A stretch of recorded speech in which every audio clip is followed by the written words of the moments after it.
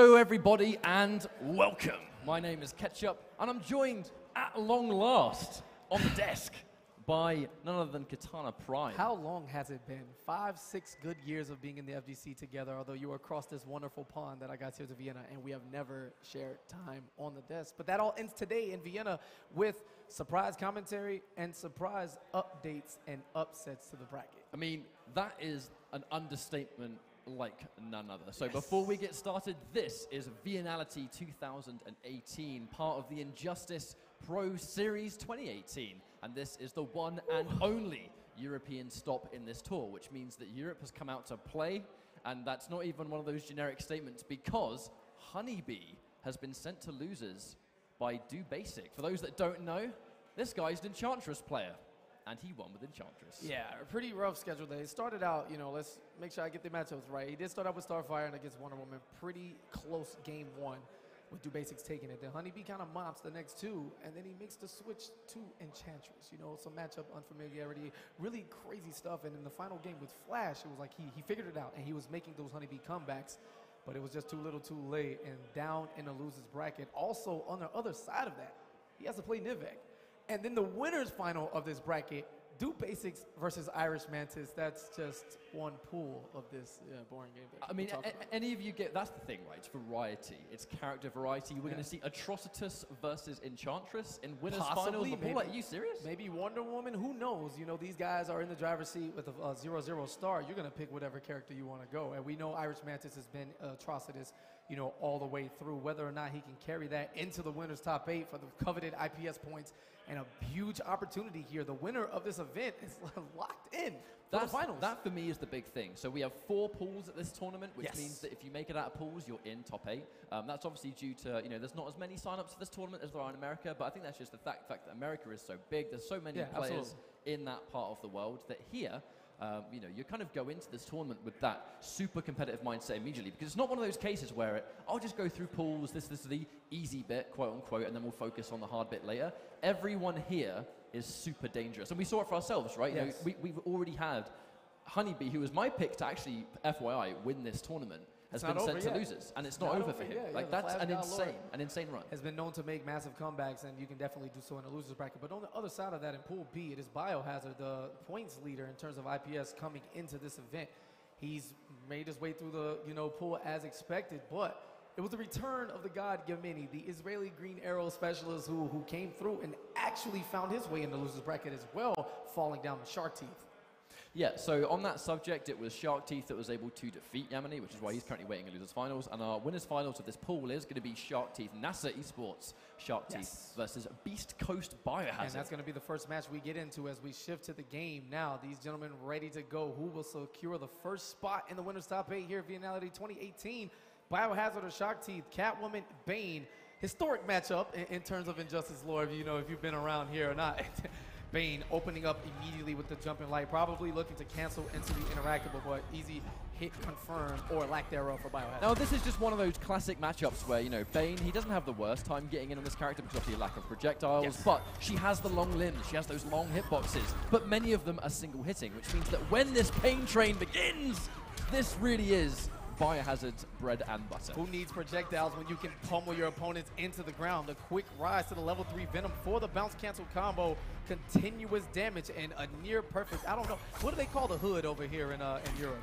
Oh my god. Is it still a hood? Do we call that a ghetto flawless? No, there's words for it, but I don't want to get banned from Twitch. But here we go, here's the hit confirm from Catwoman. Gets the meaty crosser, but just not ready to commit to it. All right, to the corner we go. Doesn't expend the meter for the crumple on the cat dash. Biohazard, thank you for the free Oki, and wakes up back-to-back meter burn back 3s and chases down that back dash. Huge elbow and another plant, this time into the steal. Now, unfortunately, we're seeing some signs of desperation from Shark Teeth, but every ounce of it is costing resources. Whiffing the grab and knowing he's going to press the button, so that Venom Upper is going to chew it up for breakfast. Tries to whiff punish. That was by far a style end. Yeah, can we talk about the recognition from Biohazard? He saw that Catwoman simply walked out of that command grab, but was able to stay on top top of Oki and in control. One more plant into the ground, and pretty dominant victory there by Biohazard. He goes up 1-0. Tekken Master in for the coach. Yeah, now shock horror. I can see KP looking at his watch. We have that 30-second rule. Shock horror. Tekken Master is Shark Teeth's coach. Who would have believed it?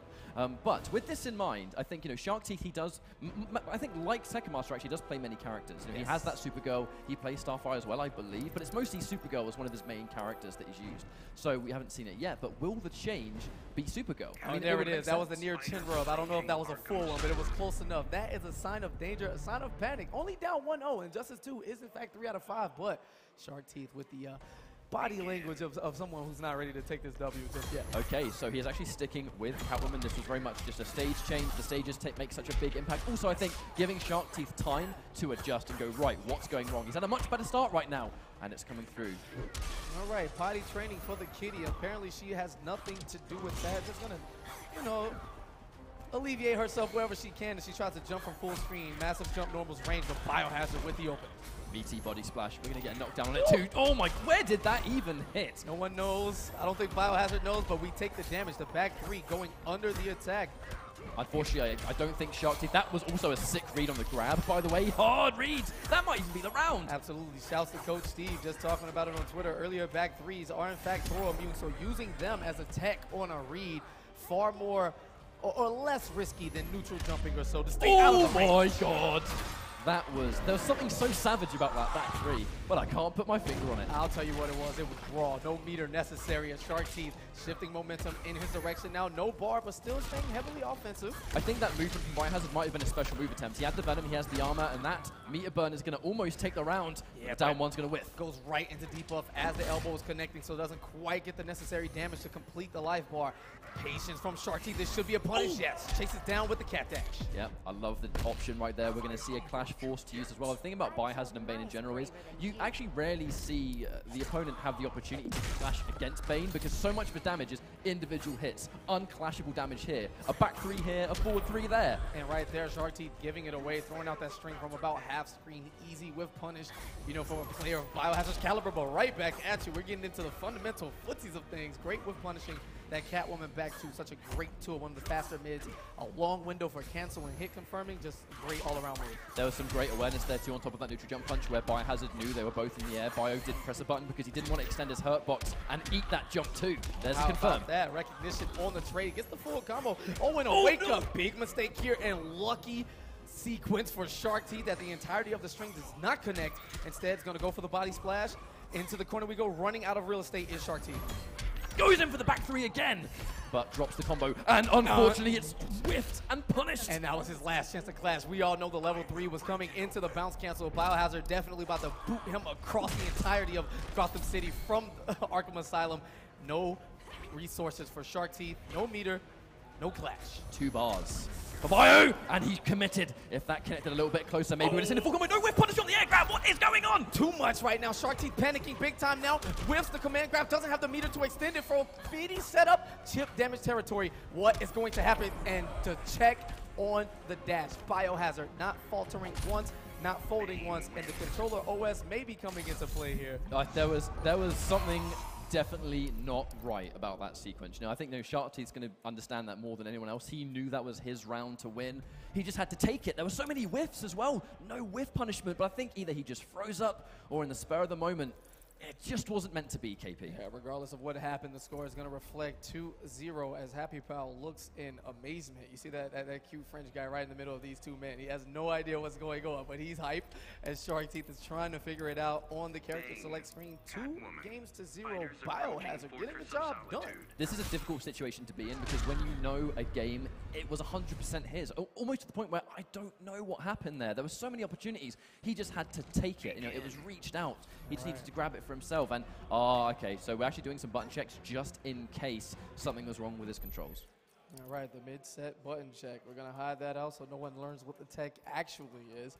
About to put in the code, still can't figure it out. And, yeah, we're going to take it to the organization and see what we can do. Yeah, well, we'll just see what happens. Obviously, we'll fill you guys in, but we'll make sure Shark Teeth is satisfied before we go into our next match. Just to remind you all, this is a winner's side match. Whoever wins this moves into top 8 on the winner's side. Can we talk about the sick vest that the Hashka is wearing right now with the MK embroidery logos on there, the viennality print? I think I want it. I mean, these guys all went to Combo Breaker as well, and they were representing Mortal Kombat in its fullest. It was great to see, you know, because Europe has a lot of passion for Mortal Kombat. Still actively playing. You stay tuned later on for the MKX tournament. You know, very hard tournament, to say the least, as you would think it shouldn't be. We're all casuals having fun, washed up. No. These guys actually came prepared. Europe never stopped playing Mortal Kombat. No. That's the thing. Europe never stopped. All right, and the full beard stretch, I caught that. My head was turned, but I saw it. Big time trouble here for Shark Teeth now 2-0. If we can get back into the game, Biohazard opening up with that Bane charge, going to gain that all-important first stick of butter. But to be fair, before the potential issues, if they were problems for Shark Teeth, he was playing incredibly well. You know, let's not forget, it was a comeback for a reason. Bio took so much damage before it was returned. Shark Teeth just simply needs to do that again. Easier said than done against the best Bane in the world, but absolutely. Whiffing a few jump attacks now and taking it back to neutral, not getting too antsy as he eats that overhead elbow to the dome. And here's an unblockable interactable for your trouble. Oh, my word. Armor to cancel out your back three, and Biohazard just making all of the right reads. And he's going to know that that neutral jump too, there's not going to be enough of a small gap that you can't interrupt that. So he's going to go in for the armor, and this is going to be a dominant match point for Biohazard. If he gets top 8 winner side, this is IPS. He already has a nice chunk of points already. The wake up DP, and this is more than just gameplay. This is 100% mentality. This is what happens when a player is broken. Take notes, kids. Just focus. And do not let the existential issues get to you. There's no way it's not affecting Shark Teeth right now. You know, I'm sure he's thinking about it, and it's clearly throwing him off. Anti-air on the whip. Get back down here, love. We are styling one time for the Canadian skies. Big flight across the Atlantic, trying to toss Catwoman right back to where he came from. Background bounce. Here's a full B&B of the meterless variety. Knows it's too low, so he doesn't commit to the combo because he would have been whiff punished. I love that awareness from Biohazard. Yeah, and this is all but over now. Shark Teeth basically counting down the time until the demise. One bar, I mean, we've seen real master comebacks, but in this situation, you know, we're talking about Biohazard fresh off of his third place performance at CEO. Looking to continue on with that momentum as we get closer to the end, and that is it. Biohazard 5 seconds early, 4, 3, there you go, right on point. Into the winner's side of top 8 here at viennality. Cruising through, decisive 3-0 victory, and that is not the last we'll see of Bane. It was just a complete amount of control that we saw, right? It was at no point did it feel like Biohazard wasn't the one in the driver's seat. Like every single time that happened, it was whiff punish, anti-air, just staying there in the neutral, and then Shark Teeth would inevitably press a button because he must have felt like he had to. Yeah, definitely. It's excuse me, I'm caught up in this European delicacy, the Jaffe cakes. It's that's a UK delicacy right there. UK, excuse me. Will you tell the people about this glorious cake that I'm eating? I don't even know if I'm allowed to go into too much detail actually, but to be fair, I think that it's a tasty treat. I've brought over a nice amount because you know some of you guys are putting in so much effort traveling over here. You know, you've got like Honeybee and Bio, Hayate, yourself, and plenty of people in Europe that haven't had the chance to sample the delights. I can hear there's some hype going on in the background. Must be the French guys in the building. It's got to be. So the French guys are in the building. I can't tell which one it is. I'm just eating my cakes. I don't even have to leave. I can be a fat European instead of an American, and it's okay. So don't mind me. Take it away. So I believe our next match is the next pool. So our next pool's winners finals.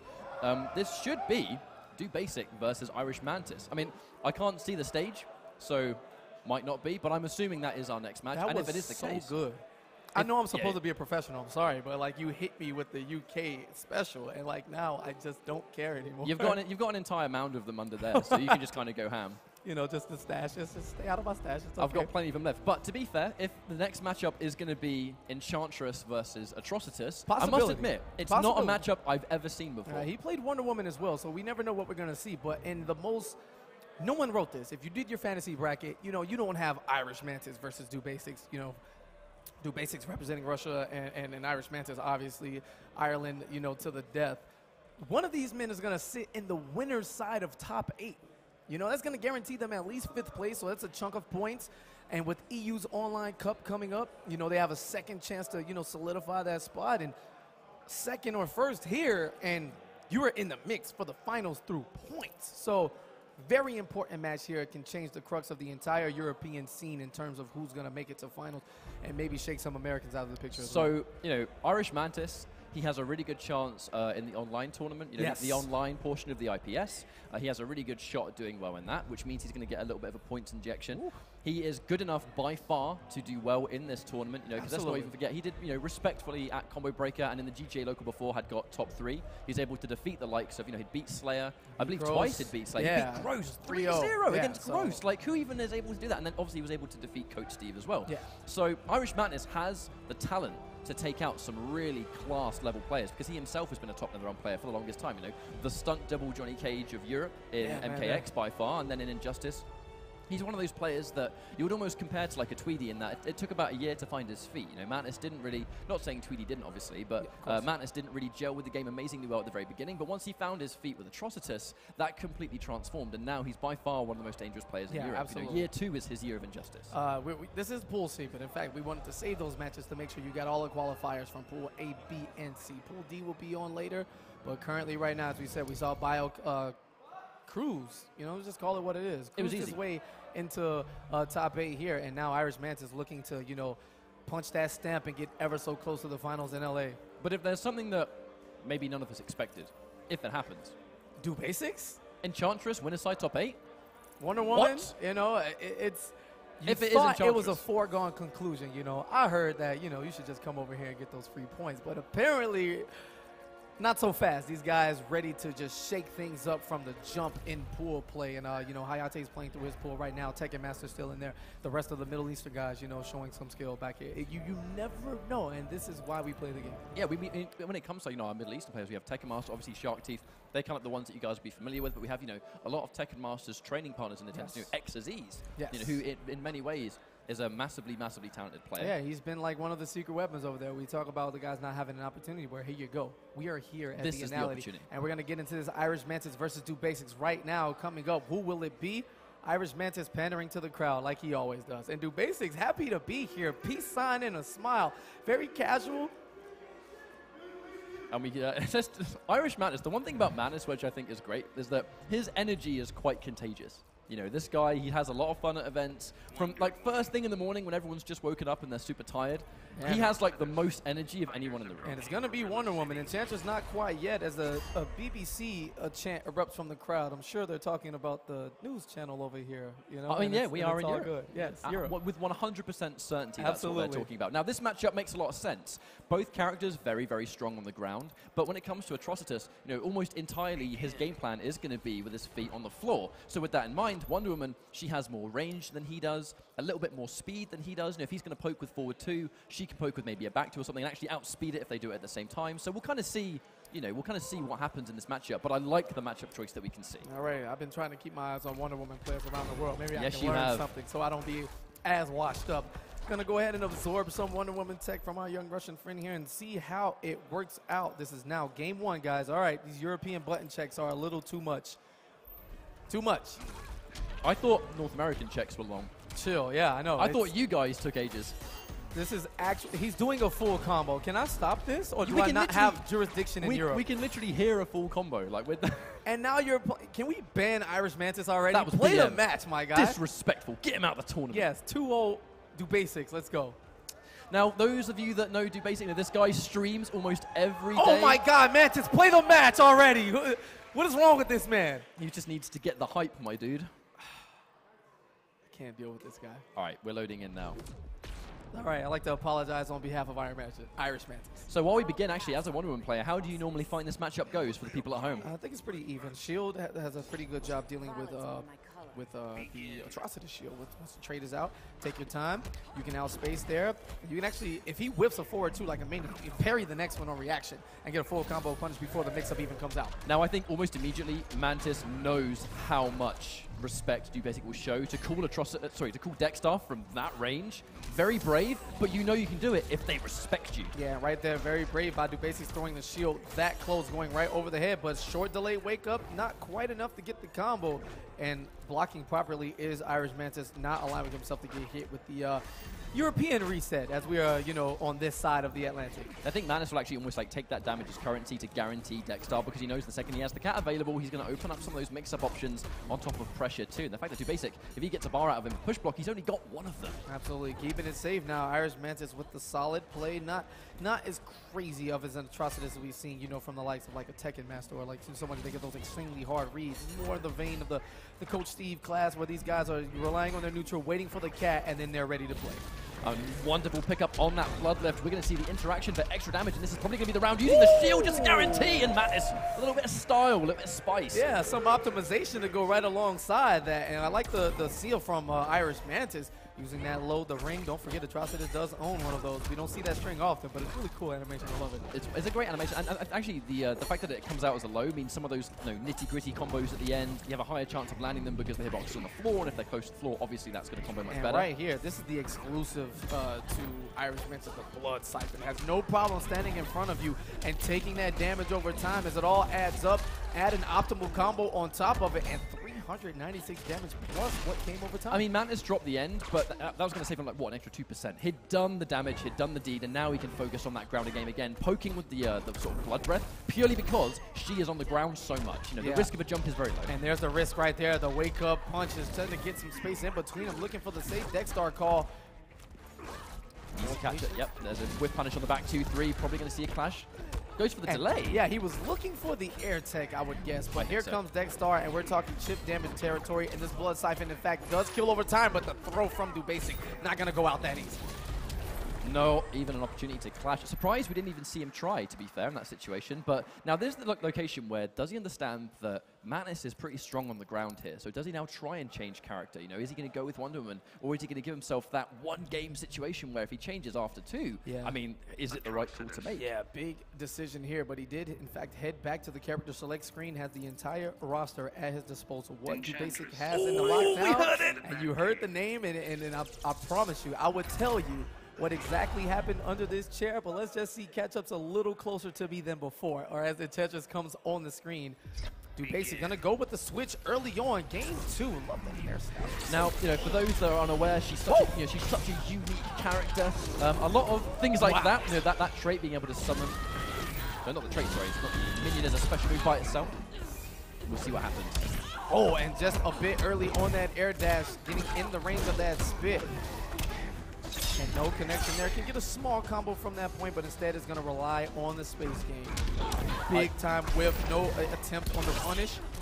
I just completely butchered her trait, by the way. Of course it is the minions.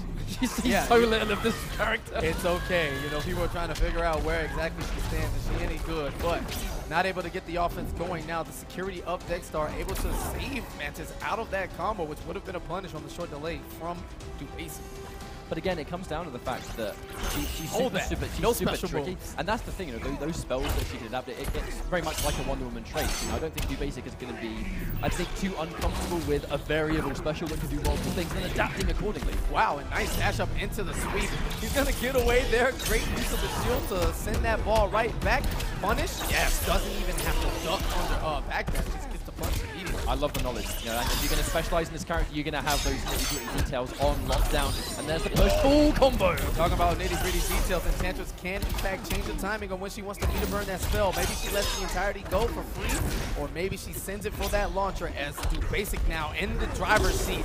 Hey, you try to wake up, I got my little friend in the back, he's on the way. Now, I do believe that 3-hit string, 1-1-2 or 1-2-2 come from the annotation of top head, but it is slightly plus on block, so I think that's why we see the down one come through. Irish Mantis knowing that and respecting it. Oh, and this could be a punish. Yes, gets the full dash up in there, the knockdown for the safe trait call, and right back at you. Character power on top of character power. Oh, here's an unblockable interactable. If that wasn't the most injustice sequence you've seen in a little bit, I don't know what's wrong with you. Now we have 4 bars. If we see a clash, he's in a great situation, but it's burst into 3 of Mantis. Not a lot of resources actually spent this entire time. It's very poke heavy, very special move heavy. That's going to get rid of the Siphon.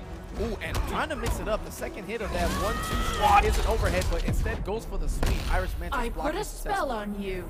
1-1-1 into just raw puddle. That is a next level read of a challenge if I've ever seen one. There's something in the air about these Red Lanterns, man. They must be all combined at once. Backing up now, and this is going to be a punish once again.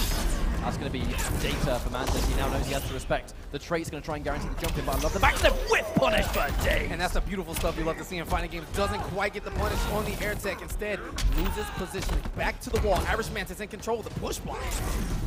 Character power for character power. What's it going to be? The blood siphon. Here we go. Will he get saved? Oh!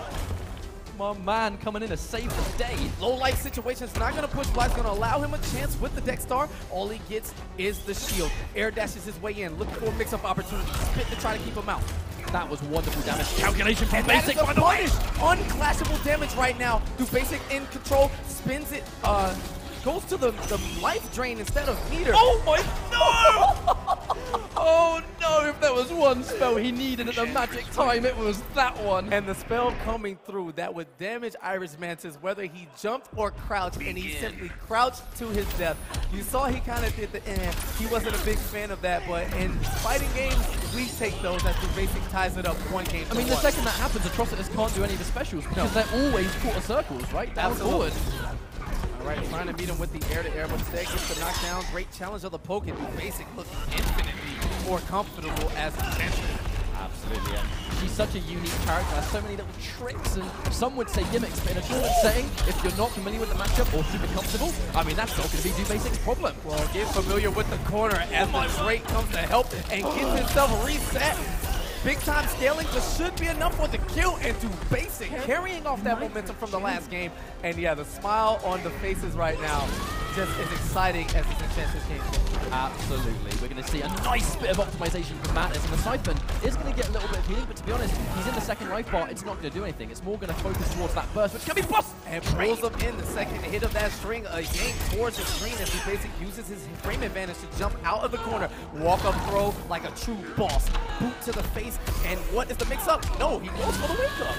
Very risky stuff, but he hasn't got the bar to meter burn, so Basic lives another day. The question is for how long? And a punish this time on the Dexstar summon very early and unfortunate. It's going to get a mix-up into the background bounce. No, dropped combo instead. I think that was definitely a self tempo for those background bounces, giving a hard knockdown. The fact that he had character power locked and loaded, we might have seen something dirty on that, but unfortunately there was a drop. Irish Mantis is going to live to see another day in great punish, but it isn't going to get much for it. Tries to be optimal by jumping over, but a little too much gravity deterioration on the jump 3 instead. At least in this situation, he took no damage. You know, the goal for Mantis was do damage and not trade. Because when he's got just half left, he can't afford it. Yeah, and Basic is going to elect for the spacing here. Wasn't going to eat too much more from that combo, but would have been in a detrimental situation in terms of damage and not having the resources. So it elects to use the clash early. 2 bars to recover 25% and caught on the startup of that projectile shield. Some key conversions we're seeing attempted to go for the mix-up. Yeah, I think he was expecting the low right there. Would have been a great payout. Dexstar made the low more likely. A lot of expectation going on right now. These guys just throwing out special moves from a distance. Keeping it safe now is Irish Mantis. With punish! Yeah, big time. This may be enough. No, doesn't have the meter to extend. That is unfortunate. Right, 3 out of nowhere. Into the Dexstar summon. We'll see how Basic elects to spin this meter. Exactly. Push block gets Dexstar out of there. Back to the wall. Irish Mantis still has access to the clash. Looks for the interruption, but a little too late. He finally has the bar of meter. The air tech tries to jump through to chase it down, but it's not enough. No blood breath either. Here's Mantis. a chance. No Dexstar, no bar. Fades the forward 3. Big time scare there. No whiff punish this time, but getting closer now. Both defense afraid to throw out anything. Mix up, stays in front, keeps it safe. Do we see Dexstar? We do. He has the safety, and now Basic's in trouble. And that was a punish. He's going to try to throw some pressure, but uses the gap to let go of the Dexstar trait, and great recognition from Irish Mantis as he fights back. A slugfest now. These guys going at it 1 game apiece, back to back to back, and Irish Mantis up 2-1. I mean, this is a straight up matchup of knowledge versus knowledge. How much do you know about this matchup, mate? Because if it's not enough, then I'm just going to run rings around you. Here's the run back, using the background bounce to get the extension on the combo and still sneak that back 3 in there. And pushes through the shield. You talk about recognition, and right on cue to Basic. Goes in for the knockdown instead. I mean, that is somewhat the fun background bounce. It's Well, not here we quite go. the same. Second chance, right? Yeah, just giving him a chance. What a nice guy, Mantis. Knockdown on the 1-2-2. Now there's the trade. Oh, what's up? We're just gonna, what's up? I'm not afraid of There's this. 2v2! No one told me this was a versus game! I know. Hey, I heard some rumors about, oh, did Boo just tweet me? Hold up. Versus on deck for the next game. Not really. Backs up, unblockable, interactive. I'm pretty sure Enchantress doesn't ride the motorcycle in this form, but this should be enough. Keeps him in the corner. A lot of heavy attacks in that combo and chip damage territory as Dude Basic swings back. And Do Basic could afford to go in for the back-to-back down one there. Madness clearly trying to take the minus frames to secure a grab, but with the health that Do Basic has, he can take those risks, who cares? That was really risky right there, using that air punch walk to escape. Could have gotten a punish on the way down, but just out of the range is Irish Mantis, and a big-time punish. Negative 800 on the blood puddle, gets a full dash in and full combo conversion. But at the very least, these two characters are both very meter intensive for their damage. That's the thing. You're welcome to try. Here's the trait. Wait, trade is the word I was looking for. And again, this time, instead of positioning, elects to get the character power loose. Irish Mantis backdashing for his life. He's gonna run right into the trade. I'll be honest, I forgot he was there. Yeah, see, that's the thing about recognition and awareness. The only person who needs to know was Do Basic, and he has been on point with his spacing and character summons here in this game for it. He needs want to go to losers just yet. He needs the cycle because he needs to get that health back. He's now built up to the point where he can go for the blast if he needs to. And should be enough. No, one more chance and gets the meter trade out. You cheeky devil. I can't believe he snuck that in like a true god. Stand 2. He's going to trade meter for a second chance at health, and all of this is bonus damage for Do Basic. And if you're Madness, that's going to be so annoying. Absolutely. Knowing that you were one hit from death and you landed it. And he does it again! What a god! This guy just refuses to die, KP. All right, once more, and get the hit on the combo conversion. Do Basic actually the Enchantress god right now as he finally gets clipped with the back 2. Fighting so desperately to gain as much free damage as he could in that first health bar. He had to drop the combo. He couldn't end it with anything. He had to lose corner carry on that. With the whip punish once again. Irish Mantis, this is all but over one guess here on the mix-up corner. And there it is. You see that once again, again, standing 1 into 2 is an overhead. So he's just throwing out the jab and going into the sweep immediately. Great recognition and a great way to try to make your own mix-ups with this character.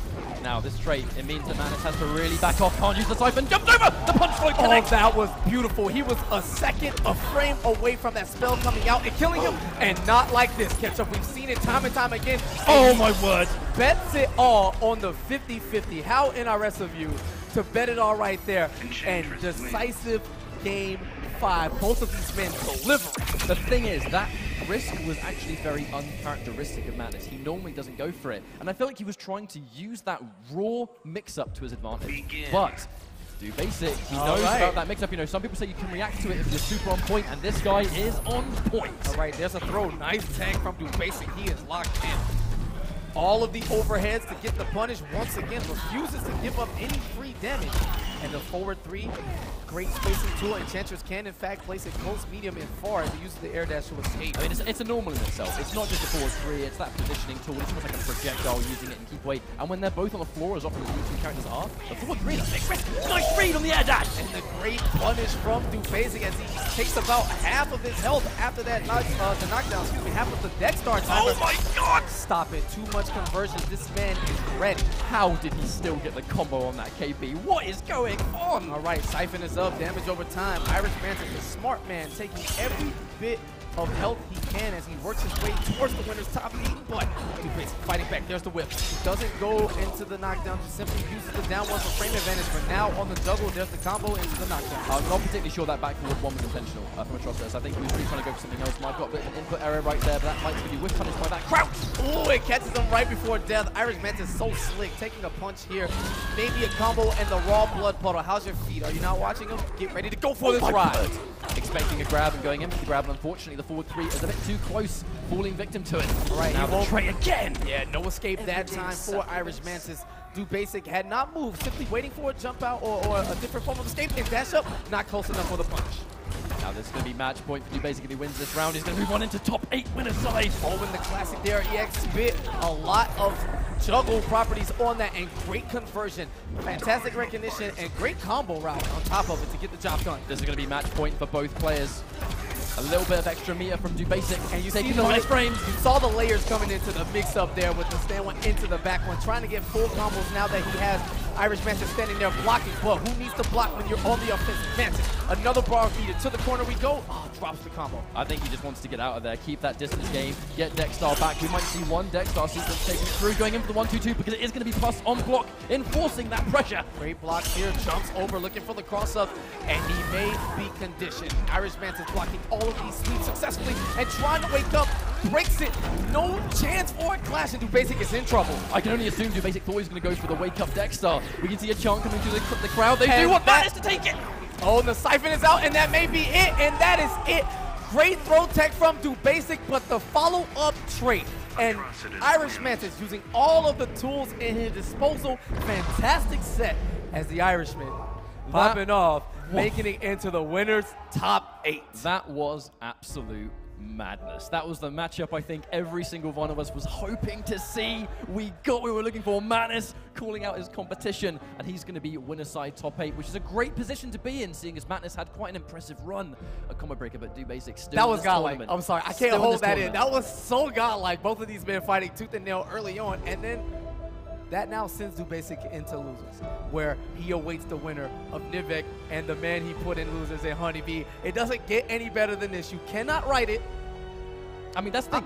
To even be here, Dubasic had to beat Honeybee to be in winner side. I can't deal with this. It's not even, we're not even to top 8 just yet. Look, what we can agree on right then is Dubasic gave us all a masterclass of what this character is capable of. You know, there's always a talk of, is this character any good? Is this character reliable in tournament? I think Dubasic is doing a wonderful job of showing us, yes. And the crazy part, he starts the game with Wonder Woman. Now, let's say he runs into it. If he makes top 8, what does he do from here on out? Does he go with Enchantress from the beginning?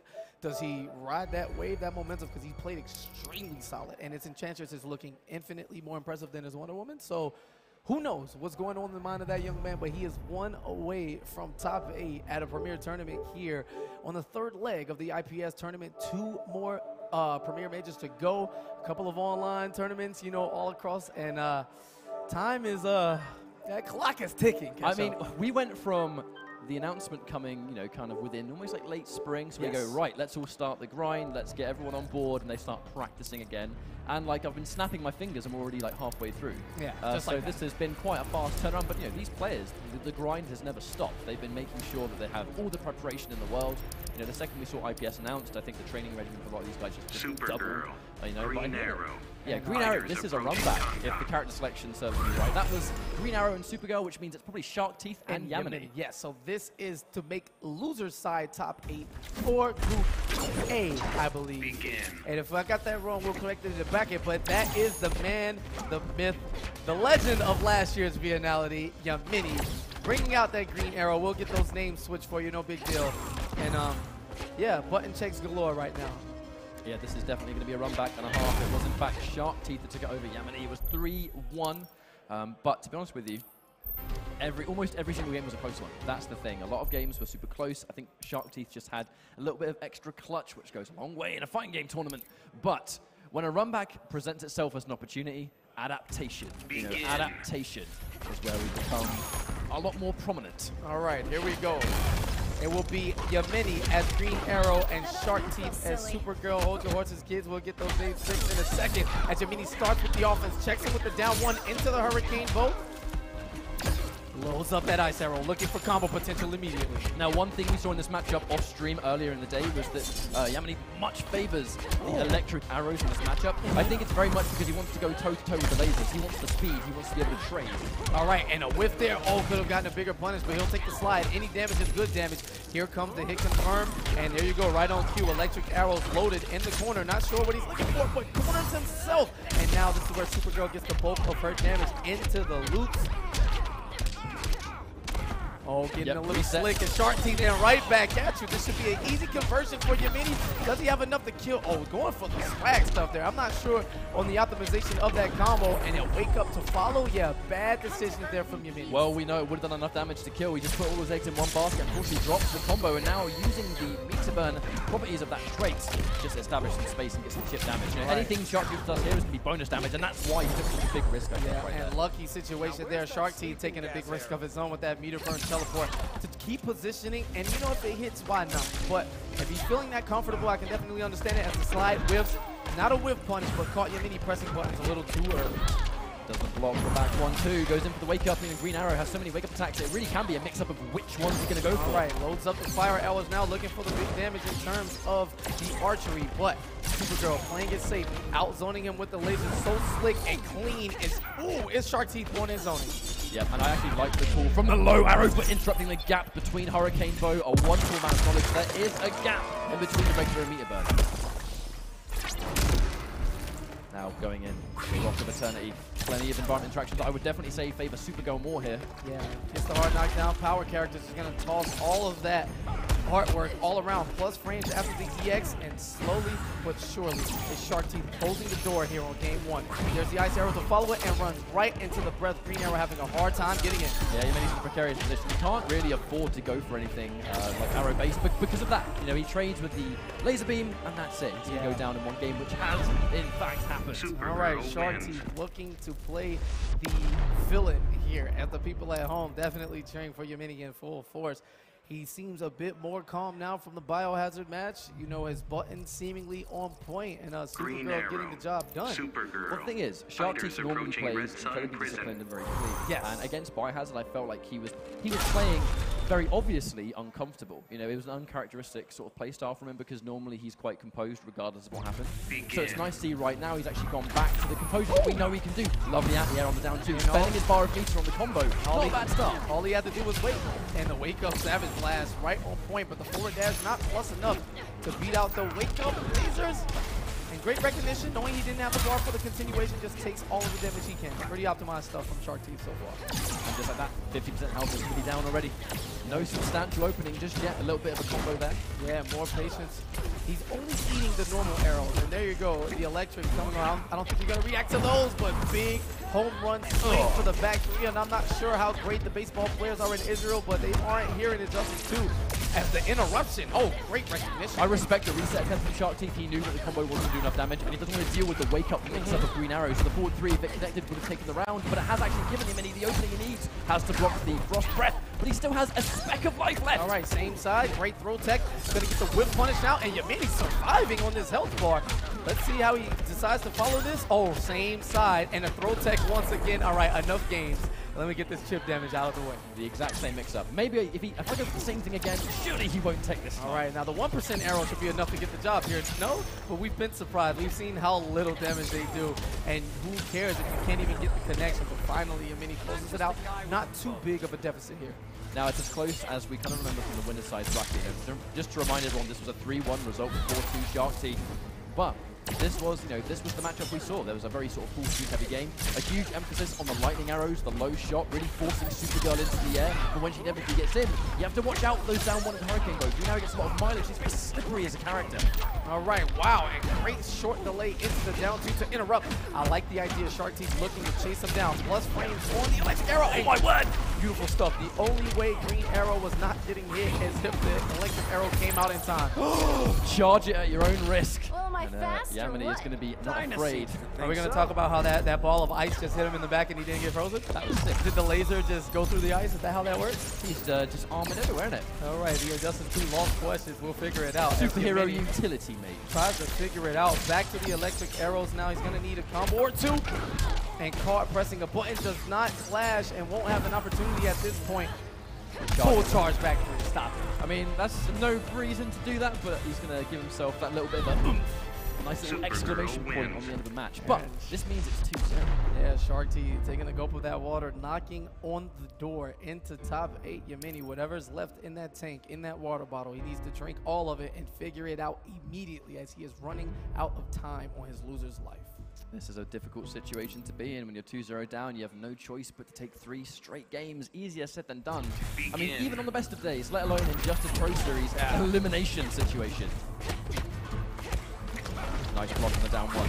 Supergirl, slightly not as good as it used to be in terms of those low pokes, but still can serve similar purposes in those like little exchanges. All right, into the loop. Shark Teeth, same side, gets the continuation, doesn't quite finish the combo, but out of the range of the unblockable is Yamini. Gets the loaded arrow up safely, which hasn't really been a big theme in this match. He's been eating eye lasers every time he wants to load. We were able to see Yamini being a lot more aggressive when they played at winners. I feel like very much this is Shark Teeth kind of dominating his neutral and forcing Yamini to play his game. This isn't what we saw before, but I think that's why he's having a harder time. Yamini, he's struggling to really get his bearings here. Shark Teeth has just been all over him from start to finish, and that is going to be match point for Shark Teeth. This is the winner's side top 8. Loser's side top 8. That's what I wanted to say. Oh, and what a bait. He even spent the bar meter to try to, launch forward with that kick flip. But the only thing flipping is the down 2 and the lasers from Supergirl, and Shark Teeth is kind of cruising his way here into the loser's top 8. But now Shark Teeth, the thing is, he can actually take these trades now. Look at the amount of health these guys have between them. If they were to trade projectiles all the way, Shark Teeth's going to win with a comfortable amount of life left. Who needs to trade when you get the offense opened up? Will not allow him a chance to clash with Yamini in big time trouble. Yeah, every time he gets opened up now, if it's going to be a frost, if it's going to be, meter burn frost breath, it's going to be unflashable damage. If it's going to be a back 3, again, unflashable. Like, this is a great situation for Shark Teeth to be in right now. Yeah, and Yamini has to get, more offensive now. He's going to need a steamroll and a miracle to get the finished job done. Just staying out of the way of the down one. Yeah, for that obviously. Because you can't even trade at this point. Each laser, the amount of chip damage coming out in preparation and comparison to what Green Arrow has loaded offensively is it just doesn't compare. Too much. Goes in for the frost breath. The down one's going to connect, but that's one victory of so many he needs, and now this is a difficult situation. The anti-air down 2, not even a chance to air. Flashable there, and Shark Teeth 3-0 over Yamini, and it advances to the loser's top 8. We will see that young man playing for the title of viennality champion tomorrow, and also trying to secure more of those coveted IPS points. That was a little bit of a stressful situation for Shark Teeth. When they played at winners, it was super, super close. There were a couple of moments of, I think, quite an amount of sloppiness, I think, because it was, it's a nervous situation to be in this level of competition. But I think he recovered super nicely from losers, especially after that dominant loss to Biohazard. And it's good to see that he's been able to almost like conquer that mini demon that he had to face. Yeah, it's a new day, man. The season 1 hopefuls, trying to repeat performances at these events, it just hasn't happened. Even here, Yamini going back, fantastic performance last year. It's just gonna come up short. Shark Teeth ready to try to secure. Again, we talked about the Middle East guys out here in full force. 5 or 6 of their best guys, the ones that we've been hearing about consistently, looking to make that imprint on the tour and shake some things up, especially for all the guys back home, watching and. I don't want to say disarray, not just yet, but those guys sitting in that 10, 11, 12 spot, 8, 9, with that points being so tight. They don't want to see a second or a first place run from one of these guys. And the pressure's definitely on here in the building in Vienna. Yeah, the thing for Shark Teeth is that he's had a lot of opportunities to, I think, adapt to a competitive environment. Shark Teeth, he's another one of those players that's a young guy, but he's super passionate about NetherRealm games. He's been playing with Tekken Master for a very, very long time now.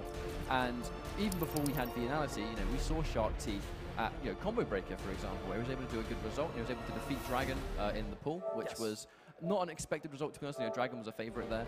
But that was a nice, I think, little kick-start to Shark Teeth's career with Injustice 2. And those big major tournaments that he's been attending, he's been getting experience. So now when he's at viennality, it's giving him a chance to really just consistently shake it off and just get more, I think, crafted in this environment. Absolutely. Pretty decent performance at Combo Break, especially seeing everyone there. Goes the CEO, gets kind of humbled a bit, which is, I think a better word, and starting to put it together like, okay, I'm good, but talent alone, isn't enough to carry the weight. Consistency is what makes you that guy. And as you look at season 2, the guys who are grinding the most, who are putting the most time in, who know the game inside out, and just taking all of their theories, testing them, characters here, characters there, they're sitting atop the leaderboards. And yeah, Shark Teeth would love to join those greats. And again, we got to keep repeating it. It's a massive opportunity here. Not as much. We got a lot of Injustice left to play. Let's just keep it that way. And we're going to see who we got coming up next. Well, looking at the pools that we have. Okay, so we're going into the this is pool B. Nivik. Yes, so we're going into pool B1 right now. A huge gauntlet. Honeybee being sent to losers by Do Basic means that he has to go through some really dangerous players, even if he wants to qualify for top 8, because he has Nivek in his path. He has Do Basic, where the run back might take place if he moves it on here. This is so Honeybee actually has to do 3 straight to make it to top 8. Yes, he does.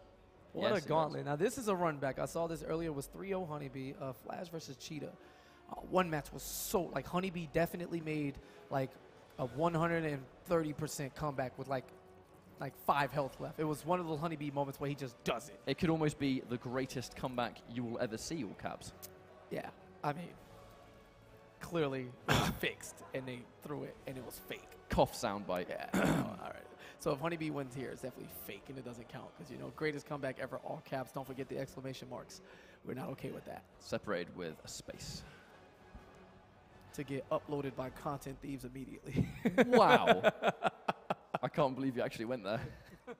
But either way, there have been some real killers in this path. And I think this is going to be a great story for Honeybee. If there's one player in this entire bracket that I would say has what it takes, it is going to be the Flash God Lord. You know, this guy he's considered the greatest Flash for a reason, you know, because he has the clutch, he has the knowledge. The big thing, though, is execution. You almost never see Honeybee drop a combo, and when you're playing the Flash, you've got to make sure that you leave nothing on the table. You want to make sure you get knocked down, you get the damage. All right, let's have the discussion because I haven't had it with you. All right, this is another one of the Middle Eastern guys coming through. A lot of the times we get caught up in the button checks, and I just admire how godlike the gear is in the game, and that's why we always try to make sure that randomized gear is on at every event. Does Cheetah have bottom 5 gear in the game? Look, I don't want to insult the game, but I do think Cheetah has the ugliest gear. We are on the same page. I think Cheetah has bottom 5 gear in the game. I'm not a fan. I mean, no, there's people out there that like it, and it's fair enough. I like the bone aesthetic. You know, I think it's pretty cool, but just goggles, bone goggles. But the Flash looks all sick. right. I love her gameplay, though. She is Maniac, and right now, great down 2, dealing with none of your pounce shenanigans is Honeybee as we set things off here. Canada trying to find its way over here. The North American is actually the lowest. We are actually the least populated at this event, so we had to see some of those small resets. Honeybee, obviously understanding he didn't have bar to go for the meter band lightning kick, so he had to go for those plus frames instead. Even though he actually got the mix-ups, it's going to be swiftly undone by a Cheetah reset. Here we go. And this time we're going to spin the bar. We want big boy damage, but drops it, and because of that lead, he allows himself to be opened up, and you gave Flash corner damage. Great delay, wake up. I like the idea of the forward dash, probably looking for another equal jump, but Honeybee is going to take his time, extremely patient. Great throw. The thing is, if you're fighting Honeybee's Flash, the one thing you can't do is give him an opening to down 2 if you're in there. Because he'll do it. Eat my dust. Now, here we go. The clash comes through. Defending one bar. I understand it's Honeybee. There's no way he's going to even it out. We're punished on the dive bomb. Good catch. Definitely a favorable position for Honeybee. Both characters incredibly agile, and even the down 2 trade, that's still going to be good for Honeybee too, because he's still on that first life bar. Just in case they leap. I like it, actually. Yeah, Honeybee throwing out some feelers. I like it. Suction cup a little too early that time. I don't think that's going to just like deter Hamo though, because... Oh, you're dead. Yeah, yes, that's dead. Reset time. Here we go. Oh, mix up! You're dead. You're actually dead. All right, one more mix. Honeybee looking for the optimal, spending all of the resources now. Good damage territory. There's a down 2. You just can't jump in on this guy because his anti-air reactions incredibly on point. And the wake up, because why not? He has everything to just keep a hold of. All right, what game is 0? They're extremely close until, you know, it just fell apart. You had the clash early and you get opened up again. We're talking about the Flash. One touch, one bar, and his character power active. You're going to eat upwards of 500 and a mix-up right after. He was off to a good start. You know, Honeybee, he landed those openings but wasn't able to get damage because he had no bar. So when it was returned, you know, we saw very similar mix-ups actually on the other side from Cheetah, those kind of like left or right mix-ups, who knows. But we didn't really see it recover too well. We kind of saw a reset attempt, which just didn't work out, and it kind of went downhill from there. And I like the punish this time, catching him on the recovery frame. Great stuff. But you can only leap against this man for so long. I think, you know, you'll only get away with a couple, but the ones you don't get away for, I think, will be punished significantly heavier than if you land an opening yourself. Reset. Gets us wrong on the overhead or low. Goes in for the mid, but a little bit too early on that one. It's going to drop the combo and give Hamo an opening. But again, whiffing those dive bombs a little bit too predictable. Honeybee is going to be sniffing that out all day, every day. And that's round 1. East Coast Honeybee. A little late on the punish there. Doesn't quite get it all, but we're going to have some unblockables. Going to leap right out of that range. Ooh, looking for the command grab. A great walkout for Honeybee. I actually don't think those preemptive, like, you know, air shakes, I suppose you'd call them. I don't actually think they're working out. You know, we can see why Honeybee's trying to sort of like go in for them, because if we see a leap, maybe he'll get a full combo. But it's yet to work in 2 games. All right, leaping his way in just shy. Hamo trying to get it in, and the cross up on the 4-3. Great stuff there. 366 up in the shake at 4 points. Just out of range, looking at sweeping, and we're getting crazy now. Just jumping all over the screen and right under that command grab from the Hamo. Honeybee following it up. Back three. Again, 500 damage. What's the mix-up? Overhead. It almost feels like Honeybee actually guessed right on that 50-50. It's either going to be overhead command grab or low. And in that instance, got the whiff punish because he guessed right and a swift 2-0 KP. And that's so hard. That neutral jump 2 from Flash. 3. Count it. Not 1, not 2. 3 swift overhead kicks immediately to a down 1. Your blocking has to be on point, especially Honeybee setting it up so deep that you basically have, you know, a frame or two to get that connection on the bottom. And Kamo not able to get it. Honeybee mixing up. Flash God Lord. Not even impressed. You know, this is a man who's definitely a top 5 guy in the scene who feels himself. And not a smile or a smirk on his face. Honeybee on a mission trying to fight his way through the loser's bracket as the Kamo switches to Cyborg. Yes, I was about to point that out when he did it in the character select. No, he's not going to be able to get much of a punish on that. Right, kick, unfortunately, because the speed force is factoring in, we're going to get a reset into an overhead. Now, this is the world's worst matchup for Cyborg because of, like, obviously general zoning, but the thing is, he needs to get a good start for things to go well, because Cyborg, he struggles to recover. He can't really make comebacks in this game because of his general toolset. He's all about the zoning, and now you're basically 100% life bar down. What is Hamo meant to do here? Like, this matchup is not favored now he's in the corner. Goes in for the trait, but he'll take that trait. He's still going to get a combo on this, by the way. And Honeybee knew exactly what was happening. The easy cancel into the Physical Fury, coming back for the trade. I mean, it's just next level stuff. But the thing is, Canada has some really talented Cyborg players, so this is not going to be a matchup that Honeybee's not familiar with. He's going to know what he can do. That's why we saw that trade right there at the beginning of the first round. All right, commits to that uppercut. Oh, the jump 3 catching him from the other side, but not once, not twice. Honeybee had enough of the jumping easy. Oh, no. Hey, yeah, this is big time trouble catch up. This actually may be done. One mix up, one side. Oh. Goes in for the grab, and it's just not working out. Goes in for the wake up, but that's one small little victory of many that he's going to need, and it's not going to be enough. A very dominant 3-0 puts Honeybee forward in the bracket, but he still waits to go. The ascension begins. Honeybee locked in, not looking to move one player at a time, one step at a time, and the gauntlet should continue. Should be Nivik up next. Yeah, it depends on where we are in this bracket, but obviously we'll be ready to go. Honeybee, still ways to go, man. I mean, if he is this actually the Honeybee? I need to know. Is this the Honeybee gauntlet? Is Honeybee going? Yeah, let it keep going. As people need to see this. I have no complaints with that whatsoever. But while we wait for our next match, actually, kind of take this time to remind you guys that have just joined in. This is viennality 2K18 in Austria. You know, we're in Vienna, the heart of where we are right now. But the thing is it's the only stop in Europe. That's the thing to take away, is that if you're a European player and you don't get the opportunity to travel to the States much, because the thing is, it's an expensive trip. Absolutely. You know, and a lot of these European players, they're not sponsored, so their trips have to be self-funded.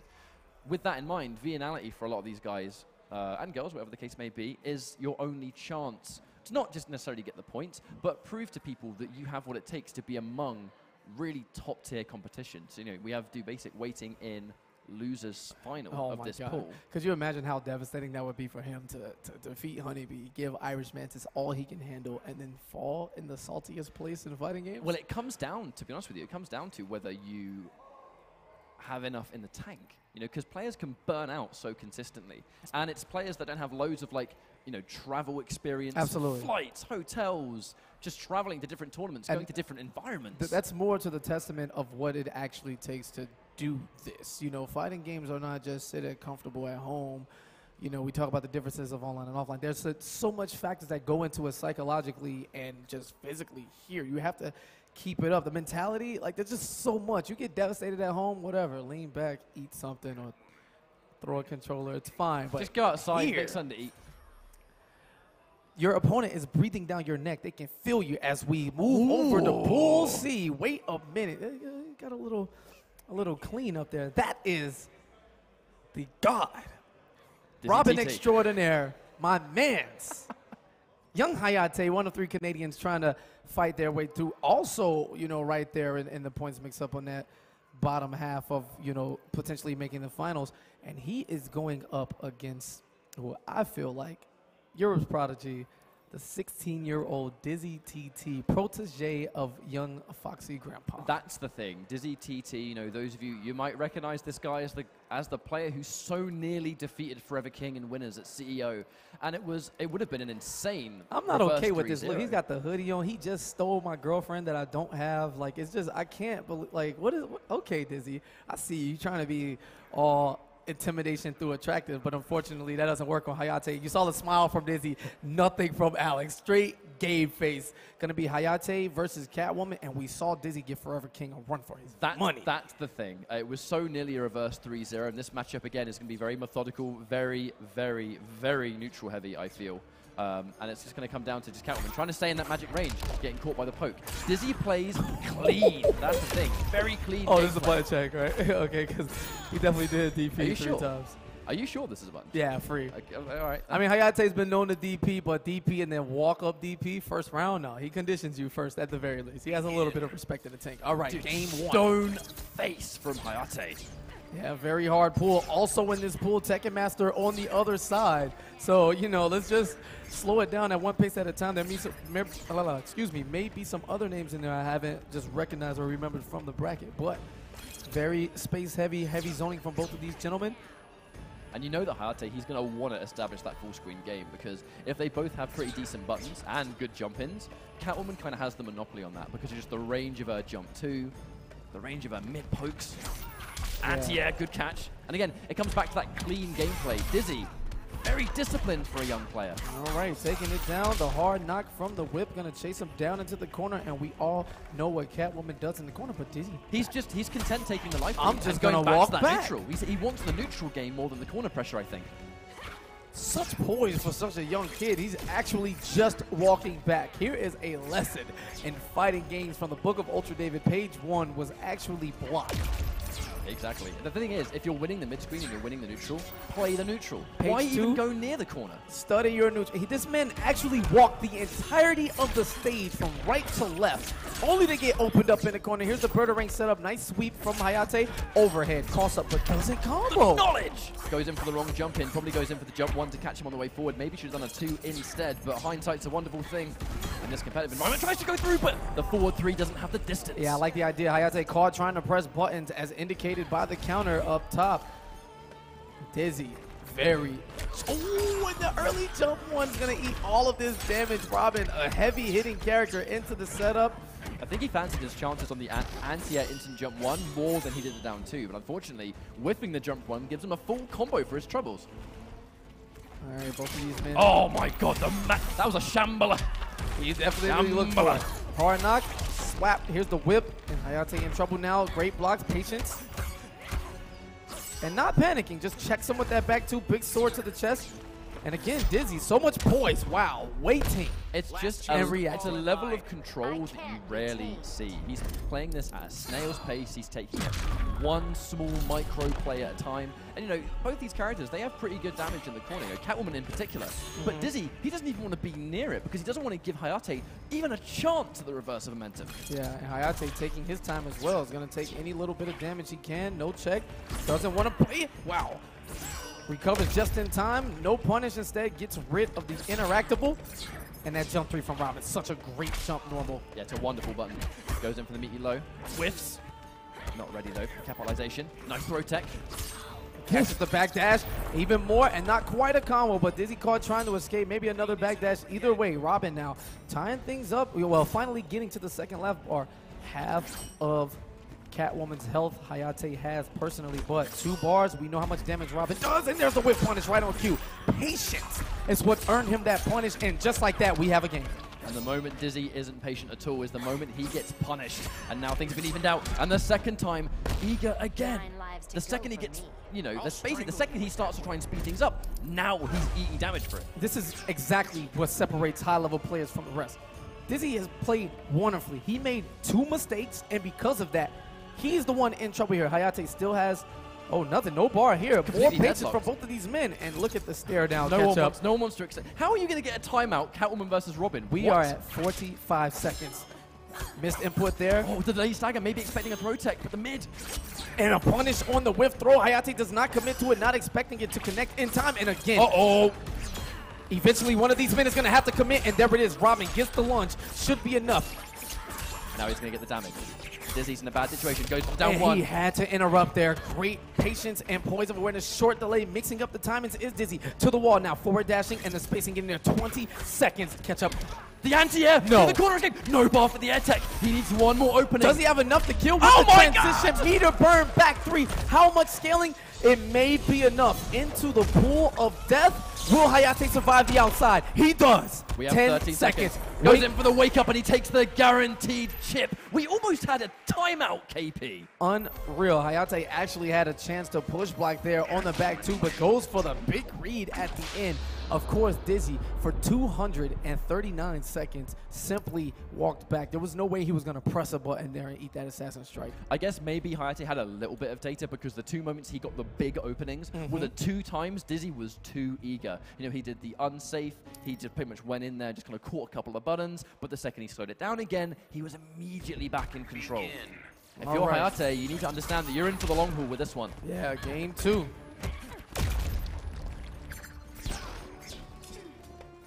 Slow-paced game again. It's going to be Dizzy, though, that's going to secure the first hit, giving him 2 bars of meter already. The meaty forward 3. Not even trying to take the challenge, just in case. Again, let's go back to neutral. Let's keep the life lead. All right, Birdarings are more active now, getting out that trait. Some explosive damage, not much, but in this matchup between these 2 gentlemen, every little piece counts. Dizzy kind of second-guessed that down to anti-air. Really didn't want to eat a raw jump 3, because I'd say the reactions will confirm into uppercut if he sees an early jump 3 connect.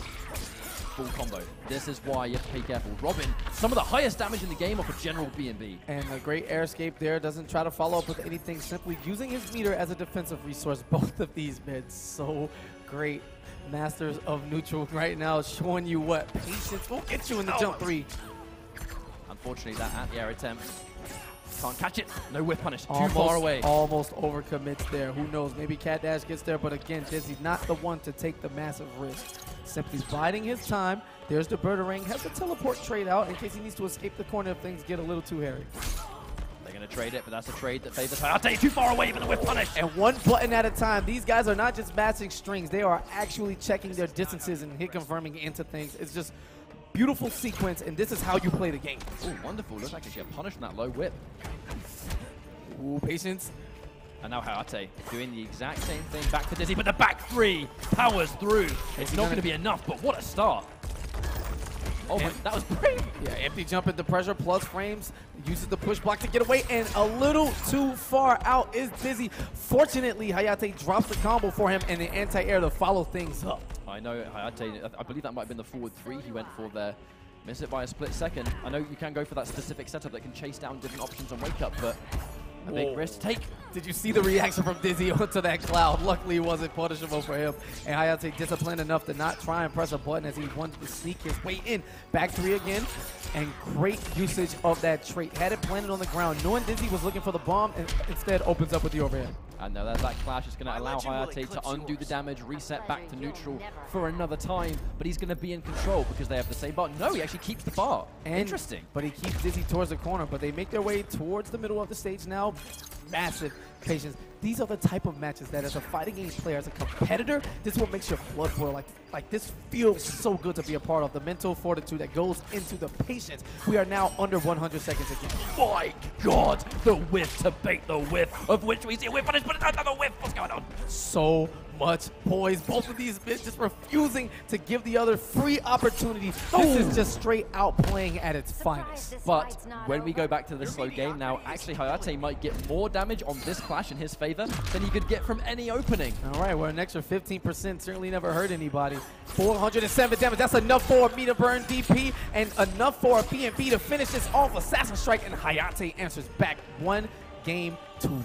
I feel like what is actually, yeah. I felt like he was looking into my soul with that one. Like, yeah, I see you. I feel like what Dizzy was doing there was he was whiffing quick recovering buttons with the intention of a whiff, because actually it worked a couple of times before where basically he was baiting Hayate to press a button, of which Robin recovers significantly slower. It's just, you know, by a hair's length, I think Dizzy misspaced those 2 mids enough that Hayate actually, instead of, you know, baiting it, got the straight up clean punish, and of course we react with uppercut. The craziest thing is I just met Dizzy last week as CEO, and You know, it's his first big major like that to travel. And we talked about him.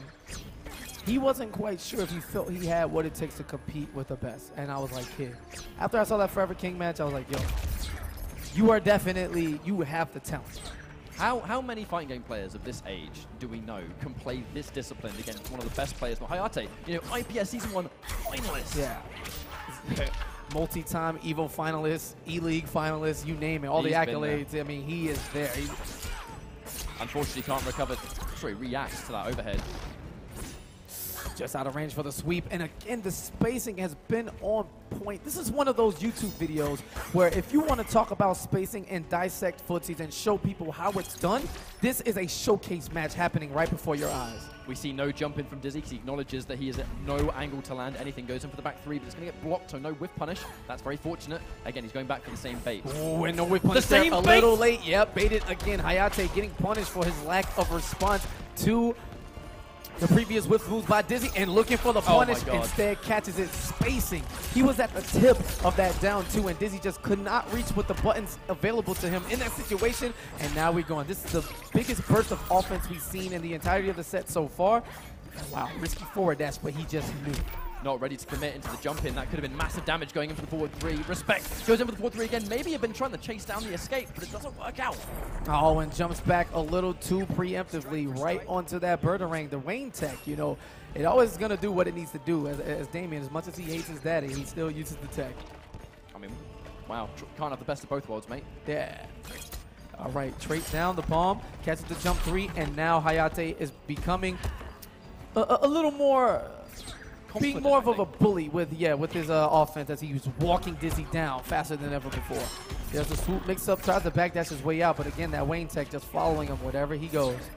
There's one more. Those fireballs are fantastic anti. I really feel like Hayate kind of has this neutral on the download, and now he's being able to sort of establish a little bit more of that pressure. I love the shimmy forward walk. Looking for the wake-up was Dizzy, but instead, Hayate in control now has to clash and big life and meter deficit. Look to spin 2 bars here, get rid of that 25%. Yep. Difficult position for Dizzy now because he's been actually whiffing way too many of those back threes. And even if they've been blocked, he's losing loads of bar on the meter burn versions. And there it is, chip damage. And there's the Assassin Strike, just got to run his way right into the W column. Hayate turning it around now, 2 games to 1. And what do you even think of in this situation? You're playing amazingly. It's just the spacing. One little step here or one button that's 2 frames away here, and now you're dead. And now we can see, obviously, having Foxy as the coach, this makes a lot of sense. These guys trained together extensively before E-League last year. Actually, Dizzy was the one player that gave Foxy the majority of Cattleman experience he needed, knowing, you know, he had to qualify for the finals of the whole thing, right? And Dizzy was actually the main training partner Foxy had. Now he's taking the timeout. I think Foxy's advice actually was just take timeout. I think because you realized that he was getting flustered and it was going on for so long that I think Dizzy was progressively playing worse and worse. And I think that's shown signs of fatigue. Yeah, and now you can go back to counter the second and undo that fatigue. And Hayate sensed that immediately. You saw with the walk in and how he started getting the little flare on and walk step forward, a little shimmy shake. Not even going for the throws and then letting Dizzy whiff buttons into full combo back punish, full punishes, excuse me. Now, as we go into what could be our final game, you know, Hayate, normally a happy-go-lucky guy. Sometimes there's even a smirk here and there, but right now, like, all business. Hayate knows that he needs these points. This could very well be the tournament that puts Hayate into the finals, guaranteed. Cannot mess around. Now, at the beginning, it was Dizzy that controlled this neutral, but it feels like as we go on and on, Hayate just getting more and more comfortable. Wonderful blocks, but you've got to hold these plus frames. Not pressing any buttons, content just blocking, now taking his turn, but the whiff! Backdash is not enough to save him. Yeah, too much range on those sword normals from Robin, and gonna keep him in the corner, does not spend any meter, 330 damage. Here's the mix-up. He's gonna spend 2 bars for positioning, doesn't quite get the continuation on the combo, but instead, control massively. Dizzy, no offense going here in this game. Dizzy looking incredibly uncomfortable right now. The second he's kind of being pressured, he's almost like too content blocking. I think he's giving up a lot of space, and moments where he might need to challenge, he seems afraid to now. Yeah, not looking for the low time game this time as Hayate. Great stuff. Caught pressing buttons. Dizzy with a challenge this time, and again, you talked about that. There he is, right on cue, trying to turn things around and let Hayate know, look, you're not just going to steamroll me. I understand the spacing game we're playing, a lot of neutral, but eventually I'm going to get a little crusty, you know? Instant jump 3. Hayate kind of really scouting out that jump, and it's going to be match point. This is not winners finals of the pool. Let's not forget. This is a hard-fought match, but it's not the end. Tekken Master is on the other side, and if you're paying attention here in Vienna, you know, there's a guy from the Ukraine. His name is Pennywise. Says hi. He's been making some waves behind the scenes as Poison Ivy, you know, showing promise out here. So again, pool play is getting kind of crazy early on here at viennality. And here's the background bounce. Hayate is running away with this one seemingly. Can Dizzy find the answer in time? And the thing is, this match, it's not costing Hayate anything. He's keeping all of his resources. Now the clash has happened. He can choose to now hurt Dizzy. He could spend 3 bars and he'll still have 1 in the tank. Yeah. And it's going to force him to use all of that. That's why we saw 3-2. Forcing Dizzy to get rid of everything he has left. Happy to empty jump as well. Just let Dizzy spend the bar. Let him try and overextend. Maybe press the button. And beautiful neutral jump there from Dizzy. He's able to get into that red health column now. Catwoman does a lot of damage, and if she can get him to the corner, we all know everything that builds up and mounts. And they're getting closer as they walk. Interactable's getting rid on the stage. Nice evade. Doesn't even give him chip damage. But once again, Hayate, he's building bar for days, but now he has a clash. And that is going to be close to it. 1 touch. Great patience from Hayate. Didn't run into that back two. And Dizzy, man, again, eventually he's going to have to hit the button that pushes him into overdrive. There's the whip trip to get things started. But again, Hayate defense just too strong. Needs so much more than that going in for those traits, because who cares now at this point? Just get a little bit of damage. That's going to be enough. 1 clean opening, and Hayate is going to move on 3-1 in this bracket. Oh, my word. Ooh, not sure if that's what he wanted, but here comes the down 2. Dizzy waiting his turn, doesn't quite get follow up. Almost looked like he was too far away. He tries so hard to optimize, can't leave any damage on the table. Goes over the anti-air, but oh, he's minus. Yeah, a little too slow there on the reaction to try to go under through that jump attack. Dizzy needs to figure it out. Has 1 bar to his name. Is able to get the cat dash on the meter burn and the whiff jump attack. That is it. Hayate advances and pulls C1. Fantastic display of neutral and spacing. And that's, my friends, is how you play Robin. Indeed. He had no choice really at the end but to try and go for that instant jump 1. He couldn't really risk the down 2 because if he traded, that's just bad business. And Dizzy, in losers now, still has ways to go and could by all means make it through. But this matchup. So whatever happened, Nivik has been eliminated. And the Honeybee Gauntlet rolls on. Losers final of Pool A1, the run back. Honeybee versus Do Basic. So for those that just joined us, Honeybee lost in winners to Do Basic, who plays Enchantress. Enchantress was the real catalyst to that success, and we did just see in the winners finals of this exact pool that it was Irish Madness and Do Basic, which gave us an insane match as well. It was basically, you know, for the most part, Atrocitus versus Enchantress. It was last round, last game. Irish Madness moved on, but I wonder if this is enough time now for Do Basic to, I mean, double eliminate Honeybee? I mean, that's listen, insane. When we get close to top 8, you're going to run into these rematch opportunities, and Honeybee would love nothing more than to come out here and just bolster the points he has, you know, going into finals. Now, granted, Honeybee still does have Northern Arena at his backside after he won every week of the Canadian online qualifier. Yeah, he just swept Canada, so they're going to go just casually entering 4 weeks in a row, just winning every single week. Just in case as a fallback plan. But as a current IPS finalist in terms of point standings, Honeybee, you want to fight for that higher seed. You know, everybody wants to be as high as possible to get the quote-unquote easier path, while at the same time trying to avoid that #1 spot, because some last chance qualifier is going to come in hot, and we all know how those work when it comes to tournaments. I mean, Foxy was a last chance qualifier placer at E-League and he got 2nd place. So, you know, last chance qualifiers are pretty dangerous as well. But it sounds to me like Enchantress is the character. We heard it in the menu, but Starfire versus Enchantress. Again, not a matchup I can say I'm too familiar with, but that said, you know, she has got the Reflect, so it's going to somewhat shut down that full screen game, but I feel like Starfire just kind of has the constant damage. She has the monopoly on that. I believe we're doing a button check right now, I think, and then when they're ready, we'll be able to jump back in, unless this is a real match. All right, and he's going to go Enchantress from the start. Honeybee going Starfire. We did see this match in their first set off stream where Honeybee won. No, he did not win the match with Starfire against Enchantress. Yeah, Enchantress with the win. Yeah, so we are good to go. Losers final. Catch up? I mean, are we ready? We could be in for a really good one here. The one thing is that, you know, the pressure might get shut down by Starfire, who has excellent wake-up games. The full screen, neutral kind of base game, Starfire will have the advantage of, well, yes, there's a Reflect, but I'm wondering if Starfire is going to be almost like an answer to this character. I mean, you know, Starfire, and there are a lot of people that, you know, she's a very popular character for obvious reasons. She's a wonderful character in this game. At this level of competition, Honeybee, yes, he's known for Flash, but you need to have these kind of characters on lock because you can't mess around. You know, go with what wins when there's this much on the line. All right, Dubasic trying to sneak that forward 3 out, but instead gets the sweep. Offense started. Calls a trait. Pretty much safe. God. You weren't going to get continuation on the combo there. Back 3. Right. Goes for the knockdown, doesn't get the last hit, but still is able to continue Oki from this position. Yeah, there was Oki there regardless. You know, the final hit of the 1-2-2 was going to be that situation, but the full screen game, this is exactly what Honeybee wants. Do not allow Dubasic anywhere near. And he went for the read. He was sniffing that Stardust out all the way from the Russian skies, and Honeybee exposed on the forward dash, but wakes up, hair flip, back to back. And I like the idea. He tried to wake up, but just out of range. Caught Stardust to the face with a big beam to follow it, and Honeybee. I feel like against Starfire, you've got to play so perfect. You know, you can't let her get away with anything. You can't give her one opening. Because that one opening that Dubasic gave Honeybee, that's why the round was lost. Yeah. All right, and there's the trade up. That wall's going to go right through it. Confirm. Back 3. And this should be enough for death. It is. Will he recover some health? He does not. But instead, he's perfectly fine with taking that health bar. Not really going to be able to do much about that full screen trade because they trade it back.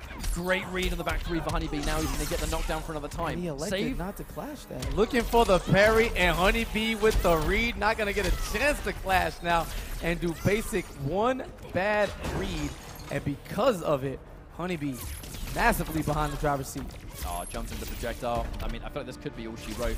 Yeah. Honeybee has no reason to overextend now. Yeah, the ball really was in Dubasic's court to try and make something happen. Now we're going to go for a restart. Yes, we are. Yeah, and a different situation. Although we were talking about the Dizzy and Hayate match for one mistake, there was definitely one mistake there. Not clashing and then going for the wake up. And that sequence was enough to turn the tide upwards of 600 damage and positioning. He just kind of gave that one away there in the final moments. Those forward 3s for Dubasic, they're kind of risky because there's so much startup. You need to be so confident that Starfire is not going to press a button. Tries to go in for the spell, doesn't get anything to come out, and just through chip alone, we're almost at half life gone. Doesn't quite get the jump in, unfortunately. Good read on the air dash, but wonderfully spaced by Honeybee.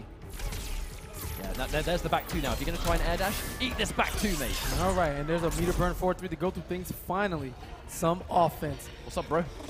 All right, the great reaction there, not having it, is Dubasic. Another patient guy right here. We're seeing it. I mean, that's a big part of the neutral in Injustice 2. Like the wake up, bad trade. Oh, just one catch on trade, big damage. Excellent block. Really going in for those poses. I don't agree. Honeybee, he's way too prone to pressing buttons there. It's not an opening because he will always challenge. Yeah. All right, keeps it safe with the overhead now. Not looking to throw Dubasic back into the corner, but instead picks up great air tech. And I mean, Starfire, she always has meter, you know, seemingly so. So many special moves, so much chip damage, so much on the block, especially with the Stardust and a whiff punish. No, he tried to meter burn it, but he didn't have it. Instead, he gets the spell. Not sure how much this is helping him as it's gone right away, and the 50-50 into the throw. Oh, challenging the meter burn roll also. Can't whiff punish the down 2. Not really confident. Interruption is not an interruption because the grab combos into Stardust. Oh, forward 3 now, looking to run it back. Sends the projectile right back at him. And the down 2 to go under the forward 2 from Honeybee. Dubasic now hasn't been able to get any traditional offense going. And again, Honeybee tossing him back into the corner. He doesn't want him to play. So the second you expect to grab, though, she's going to get the knockdown, which again, puts you full screen, which is what she wants. Going in for the close clusters. A nice read by Honeybee. And great blocks of the mix-up from the overhead, and the sweep is Honeybee, recognizing that Dubasic has been canceling that string just short.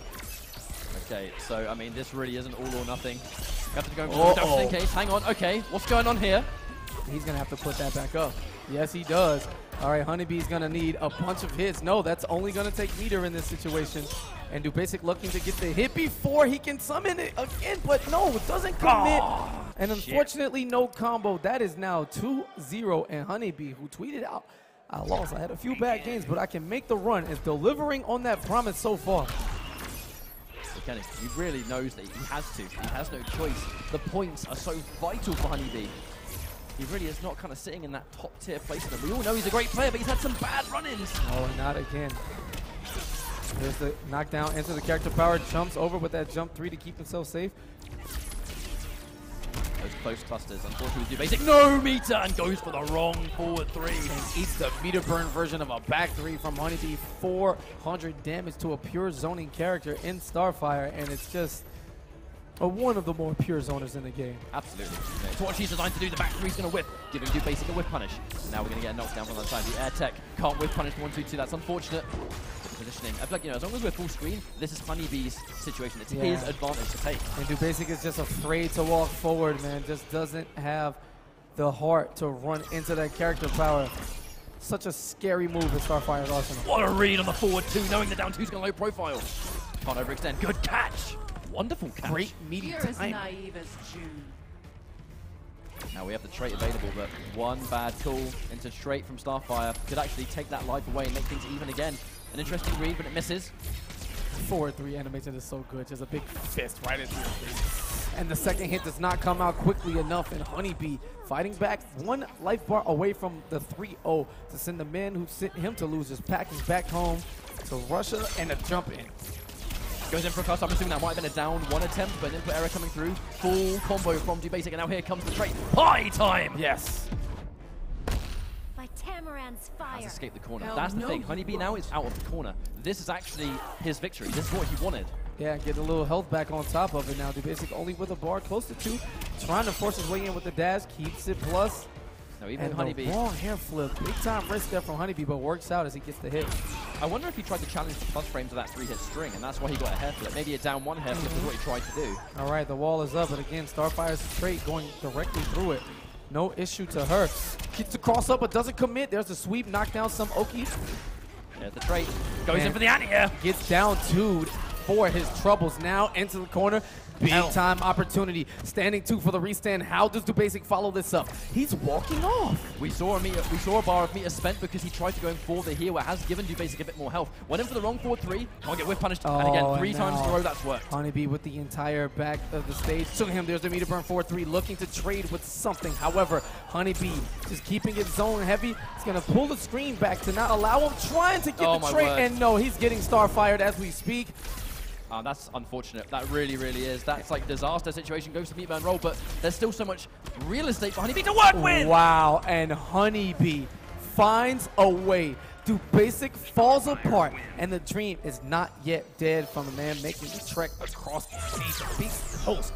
Honeybee putting the Flash on the bench for a quick match and bringing Starfire to do exactly what he wants to do, and that is get the W by any means necessary. You would think that the Reflect would be an answer for this matchup, but that's the thing, right? That traded projectile Right just through goes through it. And that really was, I think, the thorn in Dubasic's side. Yes. But I want to say huge congratulations for Dubasic. He did really super well. The fact he was able to get that win in winners with a character that just, it's so hard to play and requires you to play so calculated. I think he can be very proud of what he was able to bring to the table. It's unfortunate that he didn't get the top 8, but I mean, it's Honeybee, right? This was the guy that could do that in this pool. Absolutely. So the run back happens.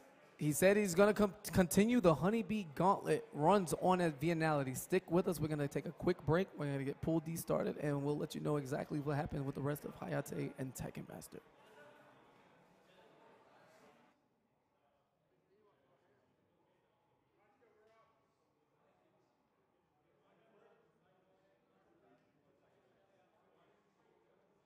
Smartphone without the hassle of a contract. It's simple. You can own the Samsung Galaxy S9 for less than $35 a month. Simple Mobile. Out with the old, in with the simple. The hassle of a long-term contract just to get the latest smartphone? It's too complicated. You can own the Samsung Galaxy S9 for less than $35 a month. New phone, no contract. Simple.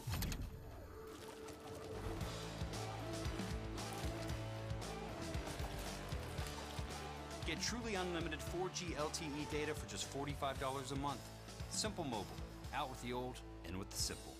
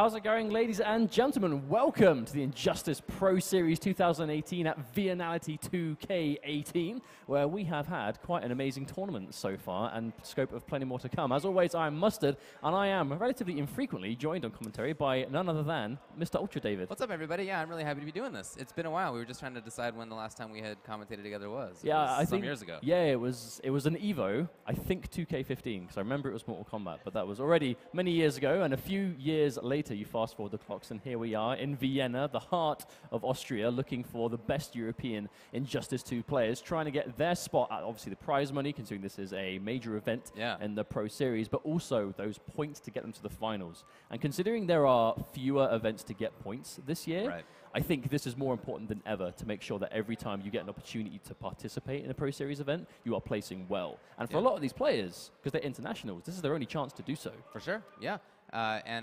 As a result, there's a very strong list of players who are here. You know, we've been watching already. Some of them have been up on stream. Winners finals and losers finals of the previous couple of pools. But now we're going to get moving into the rest of things. And there we go. Okay, so Tekken Master versus Hayate. Those of you that have been watching for a little while may have seen Hayate had an amazing set against Dizzy. Was the definition of footsies was extremely long and came down very close. But Hayate was able to win that. Yep, now it's Tekken Master back on that Atrocitus against Hayate. I expect a different pace entirely here. Got the restand and just backing away. Wow, underneath again. Yeah, this is going to be one of those really matchups. I think both players are going to be super ready for this, because obviously, you know, it's no secret. You face Hayate, you see him in your path, got to be ready for Robin. Tekken Master, probably Atrocitus, you know, one of his characters, one of his most popular characters. So early days drops the combo, that's unfortunate, but doesn't get punished. Interruption there. Trying to back off, just let that cat come back. Got a little bit more time. No punish on the Lances right there.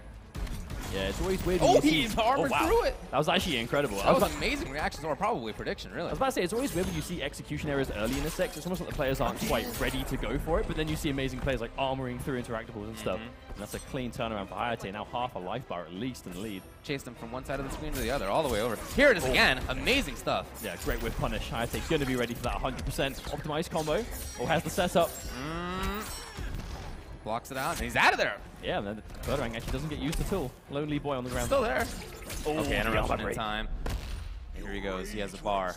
I think that's definitely going to be a weird part of the matchup, is the sense that obviously you go to meet a burn back 3 to anti-air awkward jump-ins, but his down 2 is good, but I don't think it's going to beat the Robin jump-in, so he definitely has to be careful.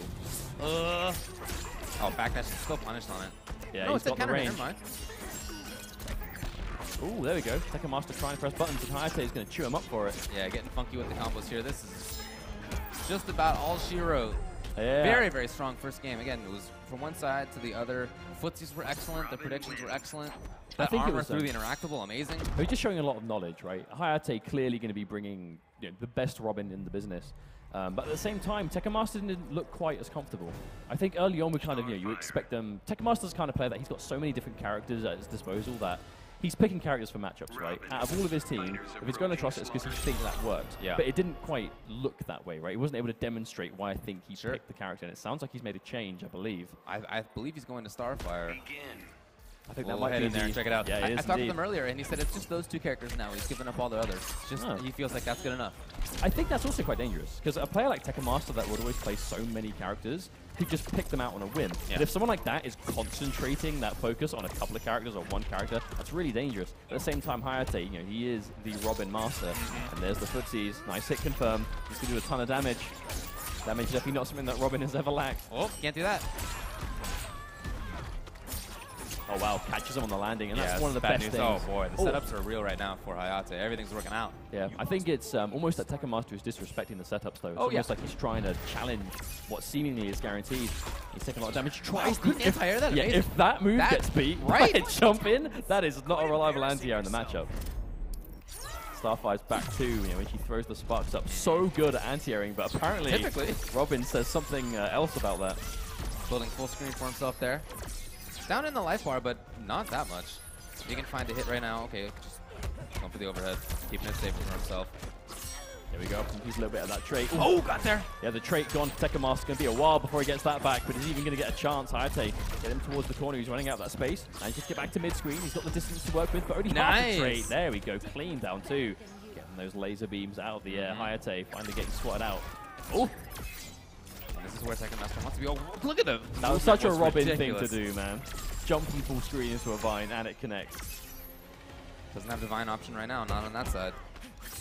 My question is how they're going to play the rest of this matchup. Tekamaster down on life, but definitely has the opportunity to bring this in. Oh, Oh, couldn't no. quite move there. And this is probably... No, not quite it. There it is. Oh. No, hold on then.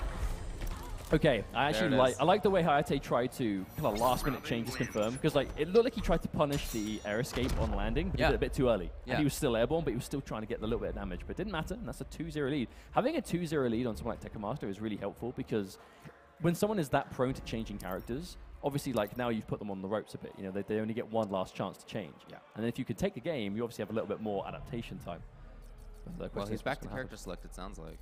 It could be a stage, if anything. Yeah, That's true. Get rid of the vine in the middle, yeah. Yeah, anything with mobility, corner escape tends to be pretty good for Hayate. He's going to go with Starfire again, it seems. I think the stage is really important in a matchup like this. You know, Starfire being power character, you know, projectiles already are a bit of a problem when you're fighting against them. But then when you get potential unblockables, things you can't escape. And there's another stage with mobility options. So Hayate is going to be happy with that, I'm sure. Oh my god, the range is there. Oh, empty jump into the crouching jab. Everything is working out right now for Roche. Yeah, it's really crazy. All the pressures here. Okay, at least a knockdown. And the stagger, there's that Hayate classic Robin pressure. Oh, down boy. one or down 1-2. It's going to be one of them. Start. Giant damage on this. And then again, you know, I feel like Tekken Master has been waking up a lot, and it's almost never worked out. Yeah, I almost feel like it could be stubbornness, right? He knows it should work in his mind. It's just not working out the way he is intending. Right. Hayate is now sitting on a tremendous life lead and up 2 games. It's already match point. We've barely been in this game for like a couple of minutes, and here we are. No, it's been absolutely dominant. Oh wow, and tries to swoop, but not quite there in time. But he does at least get the clash out of Tekamaster anyway, so it's not really a lose situation for Hayate. Spending both those bars, it's Starfire, he'll get those back soon enough. But it's the life lead that he's got to be worrying about. Jeez. Oh no. There's the block. Tekamaster. Okay, I like that escape. That makes a lot of sense. Unfortunately for him, immediately caught. Yeah, and now obviously look at the positioning. He has nowhere to go. And just to get out, but the health. Just stuck. Ouch. Oh boy. Air escape, but I mean, yeah, there's What else there's can you no do in that reason. situation? That was it. I mean, I'll be honest, that was a lot more one-sided than I was expecting. Absolutely agree, yeah. And with both characters, it was total control of the neutral. All the mix-ups were working out up close. The few defensive opportunities that came up for Hayate, he capitalized on as well. Yeah, I think you said it best earlier on in the series when it was just everything was working out. Yeah. Every button Hayate pressed connected, every setup he went for, he got damage for. You know, albeit because Tekamaster was disrespecting, or because the setup was just really smart, or it's something you have to. However it works, you know. I mean, Robin's not a character that makes you guess, right? He has to really kind of try and be that one step ahead. You know, I think any character that kind of plants something on the screen and can go back to it later, or maybe not, is kind of one of those characters that you can't really autopilot. You can't just do what you want. You have to be able to read your opponent really well, and that's always been something that Hayate's been able to do. Even back in MKX, right? It was how he used to play Takeda. You know, Ronin was a very similar variation in that regard back then, and Robin very similar. It's a great character choice for him, and I'm happy to see Hayate doing well. That's obviously not the first opponent he's done well against, and he's not had as successful of a time in the Pro Series this year as we would have expected, considering a player of his kind of caliber. Not to say he's done badly, but definitely not had the same level of success that we would expect. So it's nice to see him doing well today. For sure. So he moves on. And I guess we're going to be doing the same. Sounds like a Brainiac is up on screen. Oh, this must be Gallander. Oh, okay, cool. Yes, it's one of the French lads. He's a Raiden guy from MK, wants to play Raiden in Justice 2, but can't unlearn the muscle memory, so he has to play Brainiac. That was like his wording as to why he plays this character. Okay. But of course, Katana Prime, commentator extraordinaire, as well as one of the best Harley Quinns in the business. Now, Harley Quinn, not the easiest character in the game to play by any stretch of the imagination, but he's been playing this character for a long time. Oh, yeah. Has been quite successful, to be honest, all things considered. You know, this is a character with some tough matchups that you will fight in tournament, and he manages to find his way around them. And now in the pool play, here we go. Look who's talking.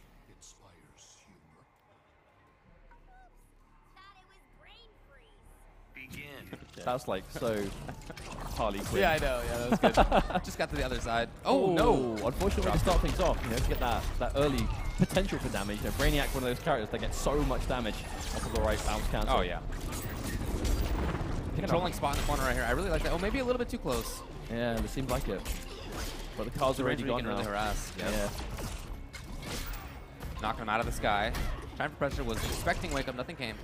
I think we'll be seeing a lot of those kind of raw up guns in this matchup. You know, Brainiac, one of those characters that really thrives on being in the air, and that's such a good tool. The lack of recovery means you're going to be safer than usual. Big opening. Right on corner through. position. Oh, so unfortunate. Trying to play patiently, no? Oh, that's a clean punish. Boy, yeah, had a couple hits, not the rest. I don't think he was, I mean, it's quite awkward punishing that, right? So maybe he just wasn't super confident it was going to actually punish it. And there's the up gun again, the little damage. Big read for not a lot of payout. Threatening. Still in there, just all he needed was chip. That was good enough. I feel like taking the first round. Yeah, I feel like you tend to see this a lot from Brainiac players. They'll go for a lot of meterless dive kicks, really kind of testing the waters to see will they try and punish it. You know? Trying to control the sky, and it just didn't work. Here's a punish, though. Yes. Okay, tied things up already. Both players got clash. Looking pretty even on meter. Very close. Obviously, the car's gone in the corner, so Ganondorf's not going to have that. Oh, Cupcake misses. Getting away from it. Just controlling a lot of screen space right now with Katana Prime up in the air. Threatening.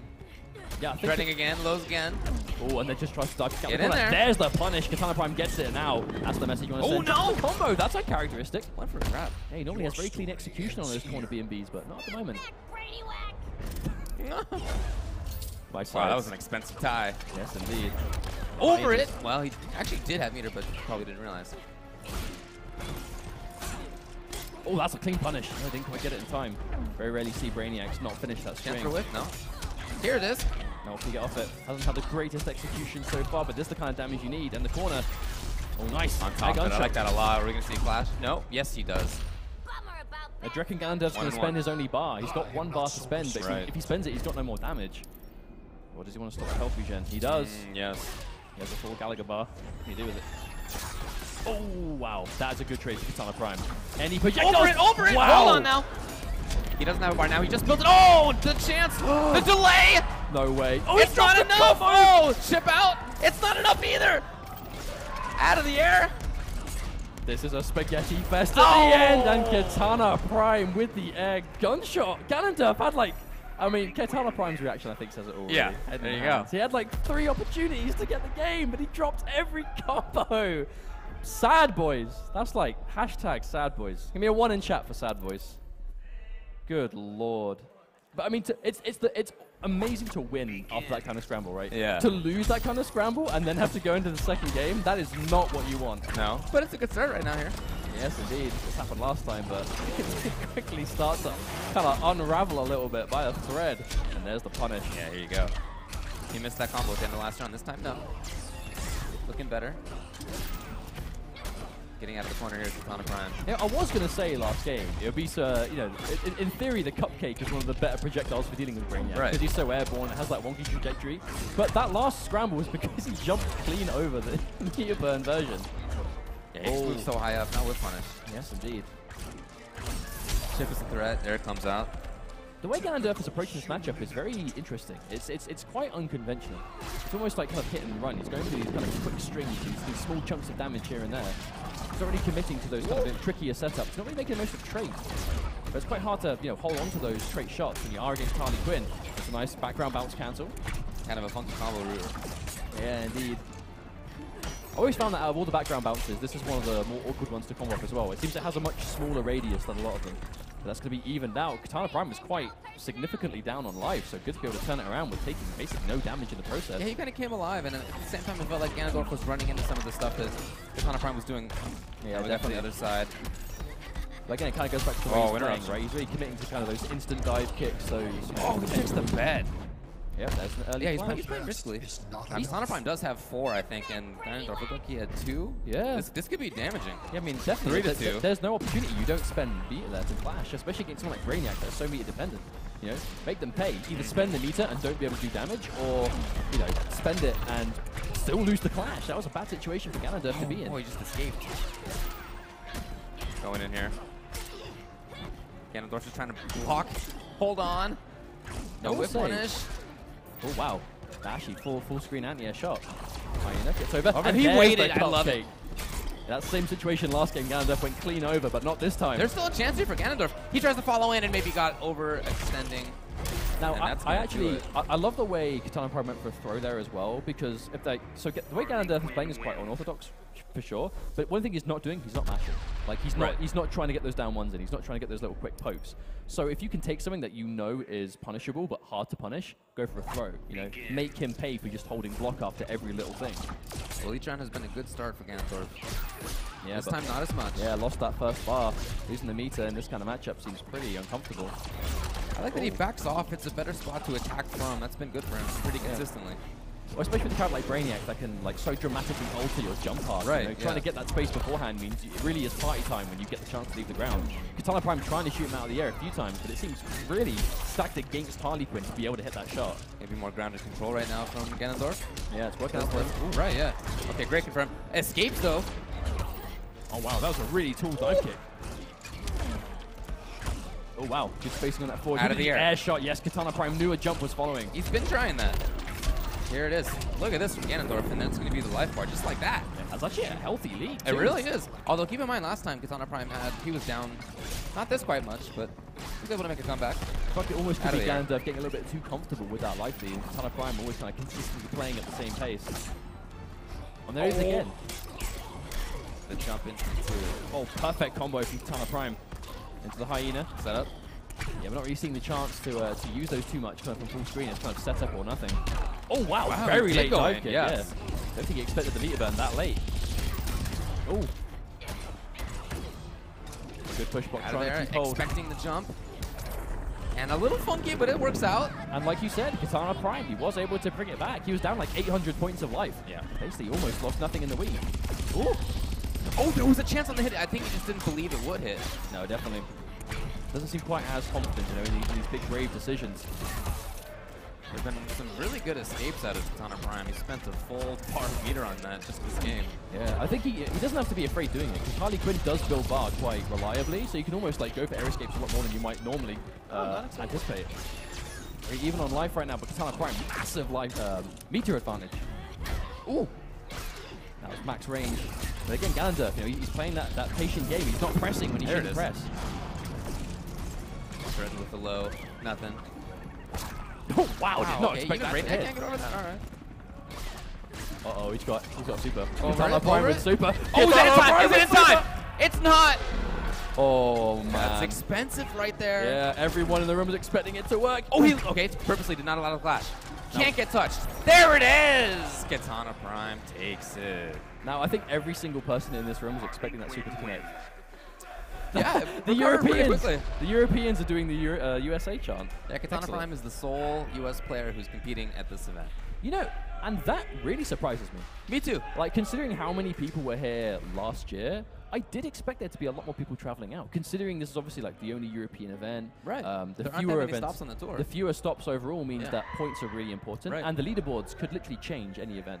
You know, there's a lot of people that can make it to the finals in the end, and a lot of players to potentially gun for it. So I was kind of expecting a few people. Again, last year, you know, obviously it's expensive. There's no getting around the fact course. that it's expensive to go overseas. And last year, it was both versus fighting and viennality, and they were kind of a week apart. So a lot of players kind of stayed in Yeah. Europe Oh, and yeah. traveled around. So I guess it was you know, easier to make the trip financially. But that being said, Yeah. those representing here are not doing a bad job of it. No, of course. Yeah, the North Americans who did come out are in a good spot. But look, European players come to North America, and I would think it'd be really nice if more North Americans went the I other mean, way. I I think that'd be pretty cool. I mean, there I are agree. Canadians here, but there's only one U.S. player. I agree 100%. You know, I think a lot of international players do make the trip over to America because they understand, I mean, you have to, right? If you want to make the Yeah. finals, you got to go where the competition is. And America currently is undisputed #1 in this game. So if you want to prove you're the best, you got to go to the Lions Den and take them out there. However, you know, it's a points table, and any way you can go there will win you points. I mean, this kind of event, right? The top 8 is there are 4 pools, and 2 people out of pools are making top 8 on winners and losers respectively. So it is a concentrated but very kind of intense tournament here, because it's not like pools are the chill bit. You know, you get through pools and then you look at who you've got in top 32. Yeah. Every match is important. You know, Yes. we've seen Honeybee got sent to losers early on by Do Basic, ended up getting the run back. We're seeing, you know, Irish Mantis now sitting winners side top 8. Very cool. Super good opportunity to get a ton of points Yeah. because he did well in pools. And obviously top 8 is going to be tomorrow, so they can actually relax now for the first time today. But all these guys that are yet to play, we have some serious names still ready to go, of course. You know, this pool we've seen Tekken Master, we have Happy Pal, Foxy Grandpa, Aziz, you know, Tekken Masters, infamous training partner. Pennywise says hi, the Poison Ivy player from the world of online that we haven't seen too much competitively. There are some serious names that, because Europe doesn't have a lot of tournaments, this is their one chance. This is the one they travel to. Yeah, and it's really nice for the rest of the world to be able to see it. It's just not something that for me, somebody who I'm playing online, but I don't run into the same players from Europe because it's not, the connections are not. It's called matchmaking. That's what it tends to go for. So it's really nice to come out here and see the talent, and even if you're not physically here, it's really nice to be able to watch the stream, I'm sure, and see who's here and who's doing well. Yeah, of course. As is the wonderful world of online. We can watch this stuff from home. It's that entertainment. But I think it really is, for me, as a European that's seen these guys for years and years. We've got a mix of people that have been, ever since the NRS community was kind of first created back in MK9, all the way to people that kind of, came into the community with this game, with Injustice 2, and have been around for a year. So it's really nice to see that so many different kinds of those people from so many different countries, right? We've got Canada, America, UK, France, Russia, Middle East region, and the list truly does go on. Yeah. But moving on, we have Happy Power against his first opponent, who's wait, is Happy Power going Grodd? Surely. So Happy Power has been working on a Grodd on and off since shortly before Combo Breaker. Okay. But it was never really tournament ready. It was kind of like, this guy loves execution heavy characters, he loves swag. Grodd is like swag in ape form. But it's definitely not the Flash, the Flash is a character that he has really made a name for himself on. That's a very unorthodox style, but it worked. He really lives for the mix-up before everything else. Swags and mix-ups are kind of his thing. Grodd can do that, but he definitely has been playing this character for as long. So I'm not sure what he's going to go for. However, other Grodd, he's literally popping off on his own button checks. Oh my god. Oh my god, haha. But I know other Grodds seem to only play other Grodds, it seems. The general Grodd community plays more against their fellow Grodds than actual other players. And I think Happy Power has now been initiated into that fold. Okay, that's nice. So I think he's played plenty of mirrors, but I don't know how much he's played Grodd against other people. Yeah. However, his opponent the name escapes me. I'm sure we'll see when the graphics come up. But he was talking about Scarecrow earlier, and he sounds extremely knowledgeable and a big believer in the character. Agent of Chaos? I think it might be. Yeah, I believe that's what it is. Yeah, I think I met him in the Middle East. Oh, of course. Yeah, you're there for Kuwait. I was there at Kuwait Battle Royale. Yes. Yeah. Did you get a chance to see him play? I did. I recall there having been some technical issue that I think may not have been the best light, so we'll see how it goes here. Well, fingers crossed that doesn't happen now. Yeah. And it actually looks like he is going to be going Grodd. Okay. Versus the Scarecrow. Show you what is truly frightening. Begin. I mean, a Grodd with trait is probably the most frightening thing, if not one of everything in the game. So I have to get a chance if we can see that or not. The trade, okay. See, these are both power characters. We're not going to see the crazy mobility you normally see on Atlantis. Out of there again. So knockdown twice, wake ups twice. Again, expected but canceled first. Okay, now going for those early meter burn back threes, trying to go those against characters with single hitting wake ups is really powerful. But the Grodd Stampede is fully punishable. The normal one, he didn't have bar at the time, so I like to see him actually bait it with a block and then punish it properly. And there's the reaction. Yep. Oh, and he was still busy. Oh, it's the reverse. Up in the air, out of there. Okay, he's gone for that trait.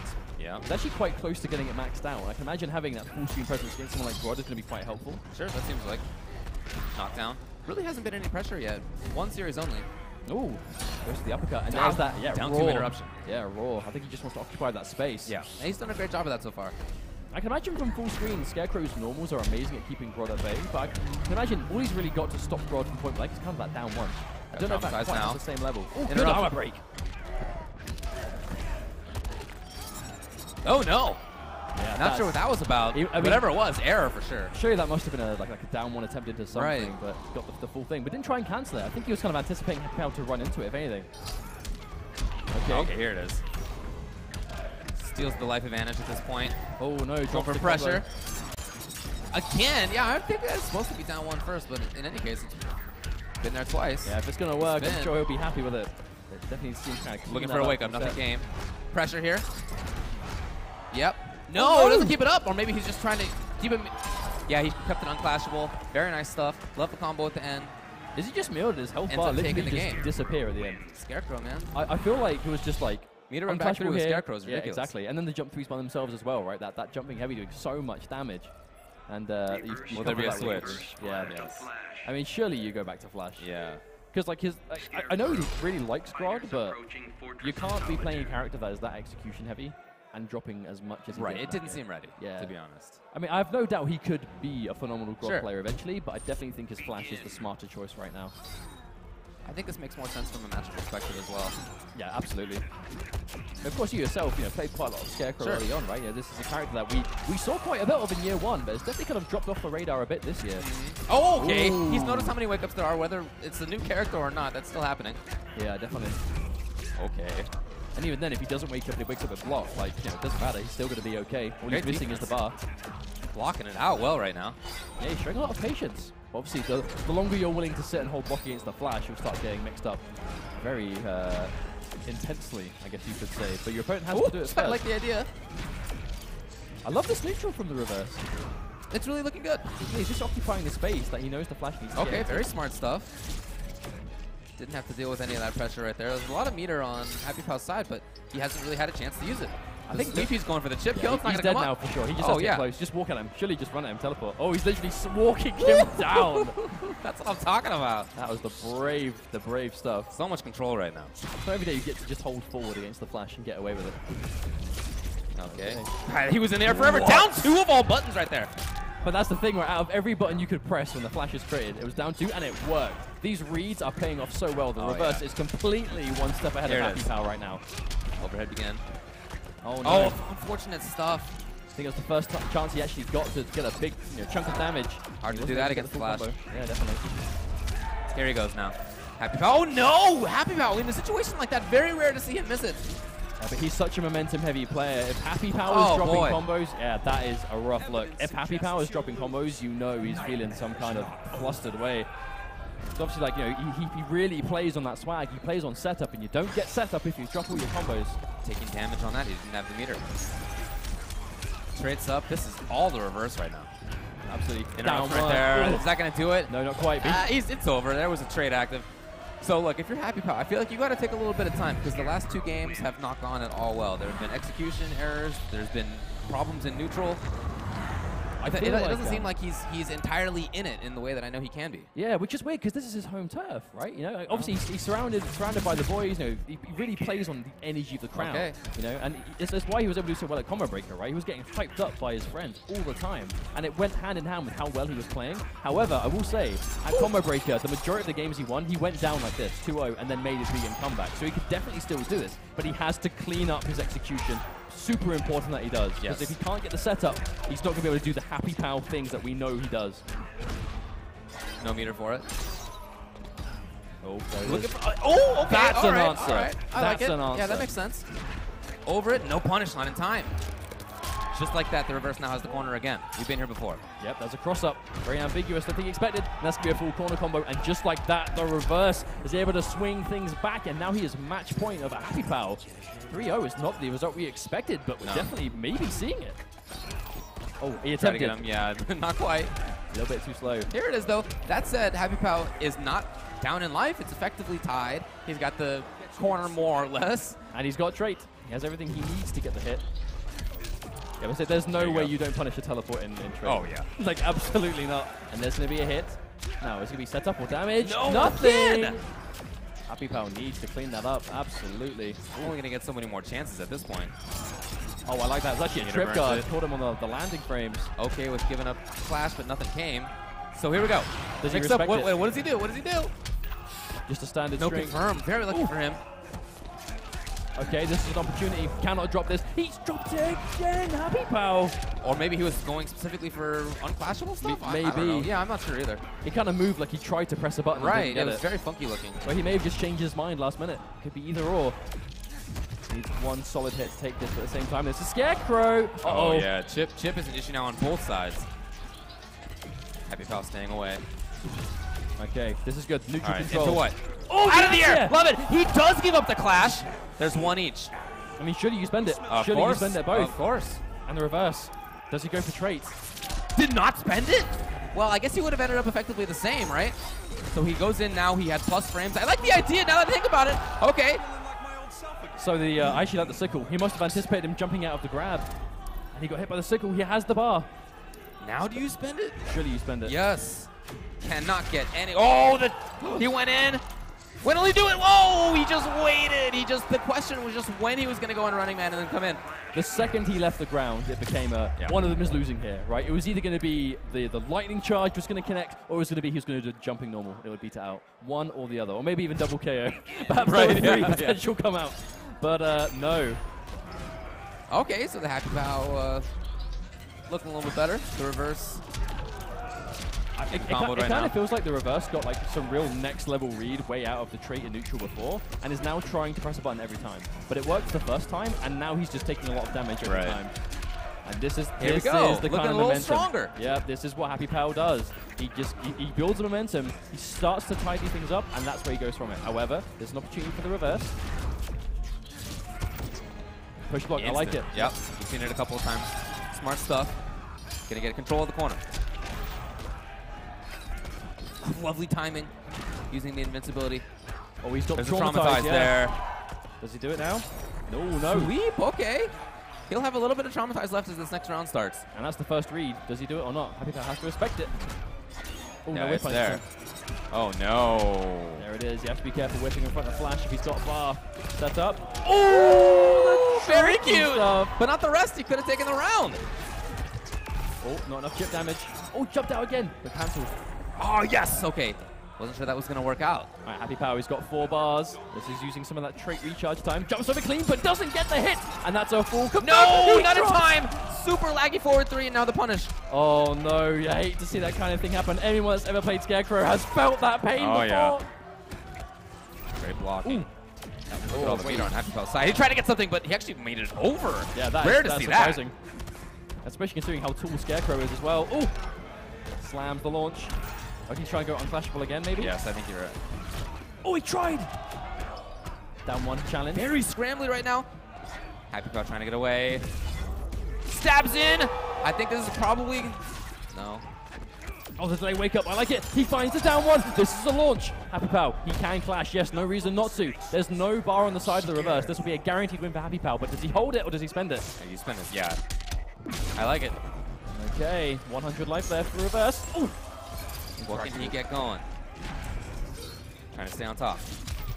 Oh, there it goes. Okay, Happy Pow, 2 games in a row. I really feel like the reverse in those kind of situations, those end of round situations, needs to be able to not jump as much. Because the second he leaves the ground, you see him going in for lightning charge. Like it really gives Happy Pow the chance to actually do something. You know, try and be as patient as you can sometimes. I like the way he followed that to make sure he got all the hits. Oh, he did hit! He wasn't in range for the forward 2. Unfortunately for him, this time the combo hits. Yeah, the reverse, having a complete turnaround, yep, and he gets the trait. Lovely jump. Okay, so Happy Pow won't die to damage over time, but it is going to hurt quite a bit. Ooh, good block on the overhead. Patience. Ambiguous jump in, the reverse gets caught. Oh, and the corner repositioning also. And now the trait has run off. Delay wake up really has been the reverse's kind of option whenever traits. Yeah, very often, yeah. Trying to spend some time. Yep, he jumped out. There it is, jumped out. Here's the reverse with match point. It's been a big seesaw, but he wants to maintain control. Oh, there's it. Yep, confirmed. Oh no, that's 2 bars lost just like that. Very expensive. Especially for someone like Happy Pow, really needs bar to get things going. Blocks the jump in this time, but gets caught. There's the clash. Now this is going to be, I mean, surely you tie here. I would think. Yeah, surely the reverse doesn't want to give him the opportunity. A character like Scarecrow that has almost guaranteed damage a lot of the time. You don't want to give your opponent the opportunity to get it back. He was just waiting for it. Wow, sweep. Oh and then out of the air. It's very tough right now for Happy Pow. Bad situation. Oh, wow. Very surprised that didn't punish. Can't afford to get hit. Traumatized. Yeah, I think he just wanted to activate the trait. The damage over time. That's going to be it.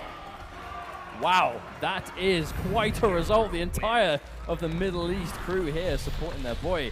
3-2 the reverse. Very quickly, almost lost the way so many people did in Combo Breaker. You know, you get 2 games up on Happy Pow, he switches on, he turns up, and is able to win 3 in a row. But the reverse is able to put a stop to that curse and end up clinging out the set anyway with some really tidy Scarecrow play. You got to think back to the Grodd pick, I think. You know, once his second game of Flash was in, you could see he had settled down, he looked stronger, he was really in it at that point. The Grodd pick was, unfortunately, kind of a wasted game for him. I mean, the thing is, I sympathize with Happy Pow, absolutely, of course. You know, I'm a biased European. I wanted to see him win. However, the only way of getting competitive experience with the characters is to use them in tournament. Of course. However, I do think there's a time and a place. Right. I think if you're going to try out characters in a tournament setting, do so when you have, like, there's less on the line, right? Happy Pal, I agree. he placed well enough at Combo Breaker to get some points. Unfortunately, CEO did not go quite as well for him, so it was very important for him to place well here to make sure he can kind of get that point injection. I don't think this was the tournament to try out a new character. Because, of course, his Grod isn't weak, it's just not ready. Yeah. And I think probably not the greatest choice. And like you said, I think he kind of wasted the game. Yeah, and hopefully he can run unfortunate. it back and lose his bracket and we see him more through. Because, of course, who else is in his pool, actually? It might not be quite as easy as that. It's a tough one, yeah. Katana Prime, Ganondorf, Foxy, Aziz. Yeah, those are the guys I know. Yeah, Rudy as well. Rudy used to play, he was actually coming up to play right now, is actually quite a prominent player of many different fighting games. He's been around in fighting game scene generally for a very long time from the UK. Okay. We saw him a lot last year. He was training a lot with the Electronic Dojo boys in Birmingham because he himself, is obviously says in his name, versus fighting Rudy. He is one of the Electronic Dojo originals. Used to travel all the time with Ikesy last year, who was obviously making waves in other games right now. And last year, it was very much an Injustice year for this team of players, especially this pair. And Rudy did have a very tidy Red Hood back then. He placed well, I believe it was Celtic Throwdown last year. Okay. He managed to get grand finals against Madzin, who was able to win that in the end. So he definitely has experience in this game. The question is, how much has he been playing it recently? Yeah, I definitely know this isn't his focus. I can see he's a long-time player. Look at that wine grip on the stick. That's that's a grip that was popular way back in the day, and that has pretty much been phased out unless you're somebody who started at the beginning of things. And now, and the thing is, I consider myself someone that's been around for quite a while, like 2011. Yeah. I didn't even know that was a thing. Oh, yeah. I feel like a People used to do that. whippersnapper right now. Yeah. They're young blood. But he is obviously, of course, against X-Aziz, who is infamous within the community as, we widely regarded as a skilled player, but he picks up like every character in the game for the sole purpose of teaching Tekken Master the matchup. He did it in MK and he does it in this game, which means that he is impossible to counterpick because he plays like every character in the game. But the problem is he's a guy that never really has a main, right? Yeah. He never really has that kind of go-to focused. So he's very almost like jack of all trades, master of none. Yeah, I think that's definitely his kind of approach, and that's what he goes for. And if you can find the matchup that works, and Injustice 2 is at the moment seen to be quite a counter-pick heavy game with with a certain amount of the characters, so it's not a terrible way to play. The question is, how well will it work in this kind of setting against true specialists? It looks like he's got the Atom. We don't really see much Atom in Europe, to be honest. I mean, I know you don't really see him generally. It's kind of Gur and DSV Basics, I believe. There's I don't really really just a know couple. many else. He's such an awkward character. Right, he's very funky. Yeah. He's one of those kind of classic Injustice characters that's designed to do a very specific thing, and it either blends with you or it doesn't. Yeah. But, that being said, it's a very spectator-friendly thing. Atom is one of the most entertaining characters in the game to watch, in my opinion. But can be very frustrating to play against. Yeah, I mean, there's just no experience like him, right? What other character in all the fighting games can become microscopic and then just literally swat himself all over you until you take damage? That little gnat. Of course, with having one of the best voices in the game, because everything you hear him say, you're just like, oh. Yeah. But it's like a happy nerd. receipt. Yeah, indeed. Okay, starting it off. Yep. I love the way Atom players do that too, because it's almost guaranteed first hit, right? It's so good at the beginning. Yeah, really sticking with that Red Hood. Red Hood, a very powerful character. Again, someone that we don't really see too much nowadays, but those that play him really make it work. Obviously, Sonic Fox being one of, if not the best Red Hood player around, and even then it's only one of his team. Right. In there now. But it's that kind of neutral control. I imagine that what the matchup is with the key point options Red Hood has versus the stomp and the gunshot. Obviously, Atom being one of those characters that is always doing something. In the neutral, there's always a button being pressed, always a special being threatened. Okay, keeping it meterless with a repositioning. Over it. Oh, he tried to meet him in the air. I'm surprised the jump through didn't come out in time. Oh, I like the attempt. He anticipated a jump, but there's the Atom, the teleport. Coming out. Oh, yeah, Ooh, meter burns is very fast. This should be the round. Oh, it's not. Oh, my, he lives. Very even. And he may teleport at any time. You don't know. There it is. Trying to just chip it out. Oh, my lord. And the move that didn't look like it connected is the one that finishes. Now, X-Aziz, he can play like an absolute maniac here, because he's on, like, borrowed time. Just any damage he can do now is great. If he can get rid of bar, if he can do any damage, exactly. Just go for the trade. Do it. All good. All good. He wants to chip out so desperately. He just low profile. Over there it is. Oh, man, finally. I mean, isn't that like the famous last words about fighting Atom? You do some damage, it's, oh, finally I hit him. Knocked out of the air. Very okay. Ooh. Looks like disrespect. Just inputting it. I think it's a buffer, man. It's probably a buffer. Too, yeah. Well, if there's a character that would do it, it's probably the Atom. Okay, there we go. More damage coming through. Delayed into grab. XZ being very, very obnoxious right now. Looks so hard to deal with. Yeah. There we go. Went for that on Rudy's wake up, just to almost try and guarantee a tiny bit of damage. I agree, stream producer. That was over. Before it was over, it was already over. Unfortunate, but true. Now Rudy getting a little bit of advice from Foxy, obviously the UK represent. Now Rudy, it looks like he definitely remembers how to play. You know, he looks quite tidy. You know, there wasn't a messy game by any means. But at the same time, like there is a specific way you have to play around Atom. Okay. Got the first hit and also took out that trade, so that's nice. Great start for him. Wow, waking up with gunshot. Oh, tries to anti-air, but it's no avail. There's another grab. Yeah, it's worked a couple of times now. I actually think one of the best things about the grab for Atom though is how long the grab takes. If he's waiting on his trait to come back, it uses quite a lot of time. As you can see how powerful that trait is. Yeah, indeed.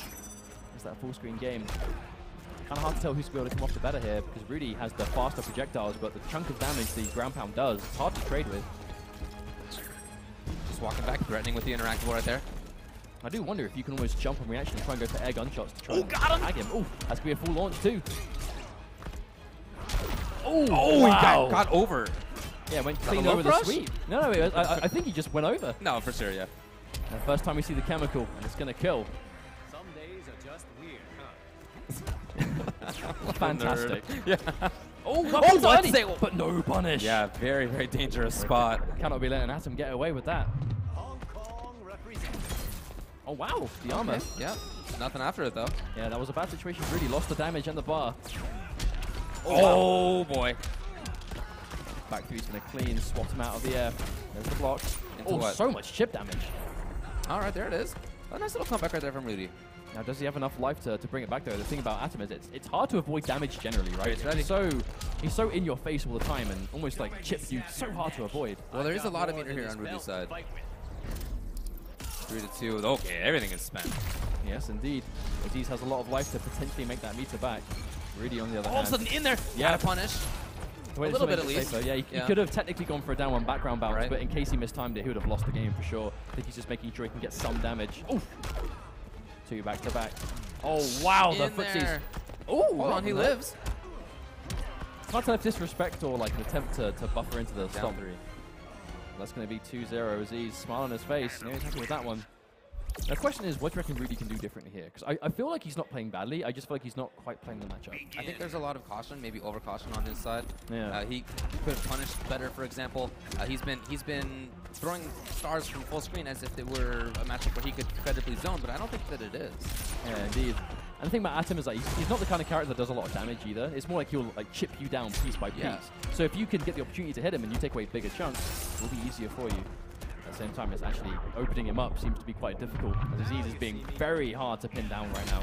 Here it is. Okay, there's an opportunity. Gotta deal some good damage. Set up. Little setup for himself. Yep, went for the setup and the backdash worked. Nice block. Oh, wow, he almost got it. So Tough close. to do. Yeah, so close, but so far. The grab, that's going to be the life bar for XZ. Looking on match point over Rudy. Yeah, and that trade is making its way back. Okay, yeah, nice. out of the air. Very good. Oh, so that would have been sick. That would have been absolutely amazing. Oh, the tech. Okay, he's waking up a little bit right now. Again. Okay, I like it. He realized that the sweep went under the back three attempt, so he went for the low kick instead to make sure that he wasn't able to get under it this time. He's keeping his conversions very light on damage.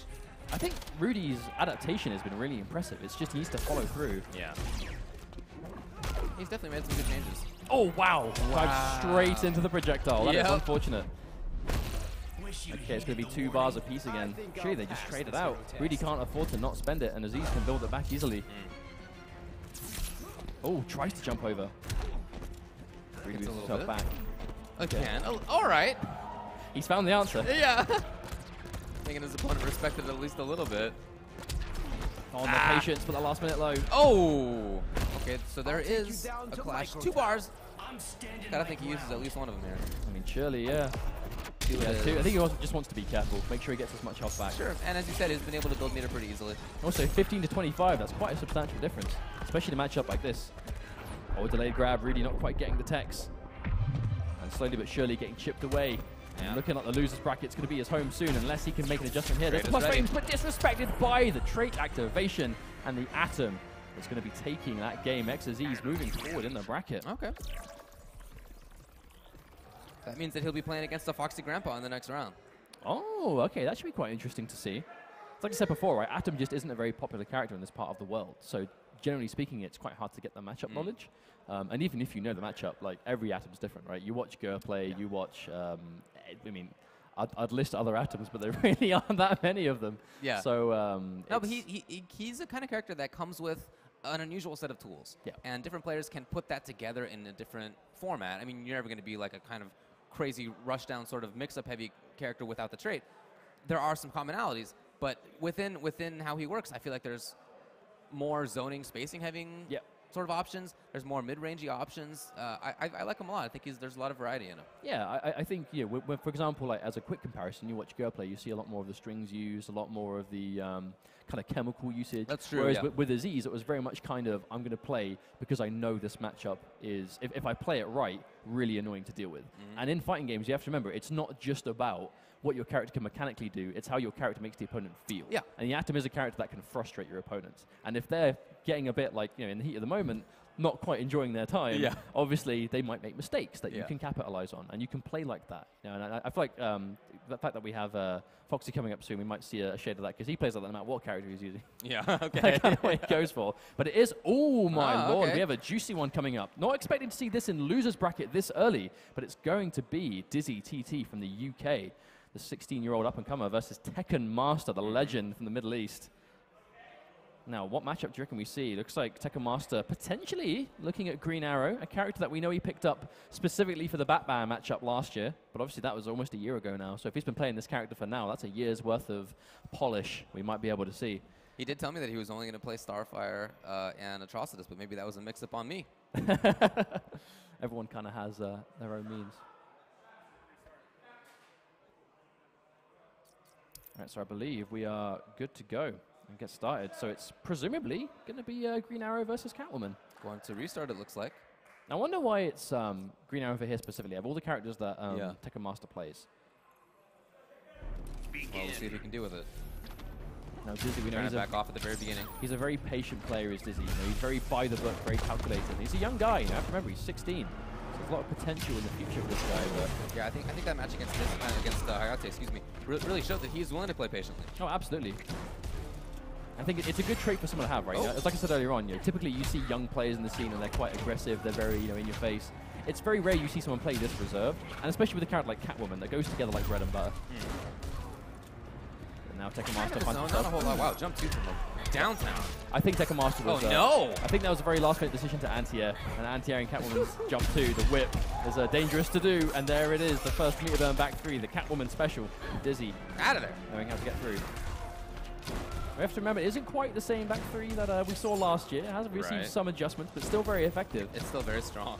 Yeah, but yeah, I guess you just have to be a bit smarter when you choose to use it now. You can't just throw it out and hope for the best in quite the same fashion. You can definitely see the patience on Dizzy's side. This is kind of an annoying style to be playing against, but he's been doing fine. Now he's caught in the corner, though. Yeah, nice story. We'll see. Tekken Master just backing off. Oh, and there's the punish. Yeah, there's no way he's going to miss that, especially with a character with that fast of a launcher. Okay, and there's the clean adaptation. Tekken Master goes down the first life bar, but this much health against Green Arrow, always hard to keep hold of, especially with that chip. Yeah. Whittling away, whittling away. Oh. Very nice call. Yep, wonderful stuff. Caught in the corner, though. Tekken Master's there. He's got the car, but he's really just been harassing with fire arrows this whole time. I mean, I don't know what percentage of the damage he's dealt is just fire arrow chip, but I feel like it's a lot. Up until he just got hit, it was almost all the damage he'd taken. But this is that good style, Tekken Master, right? I feel like this is almost, he's picked this against Dizzy more so against Catwoman. Because it feels like someone like Dizzy there, he's going to sit there and he's going to be patient, he's going to take it slow.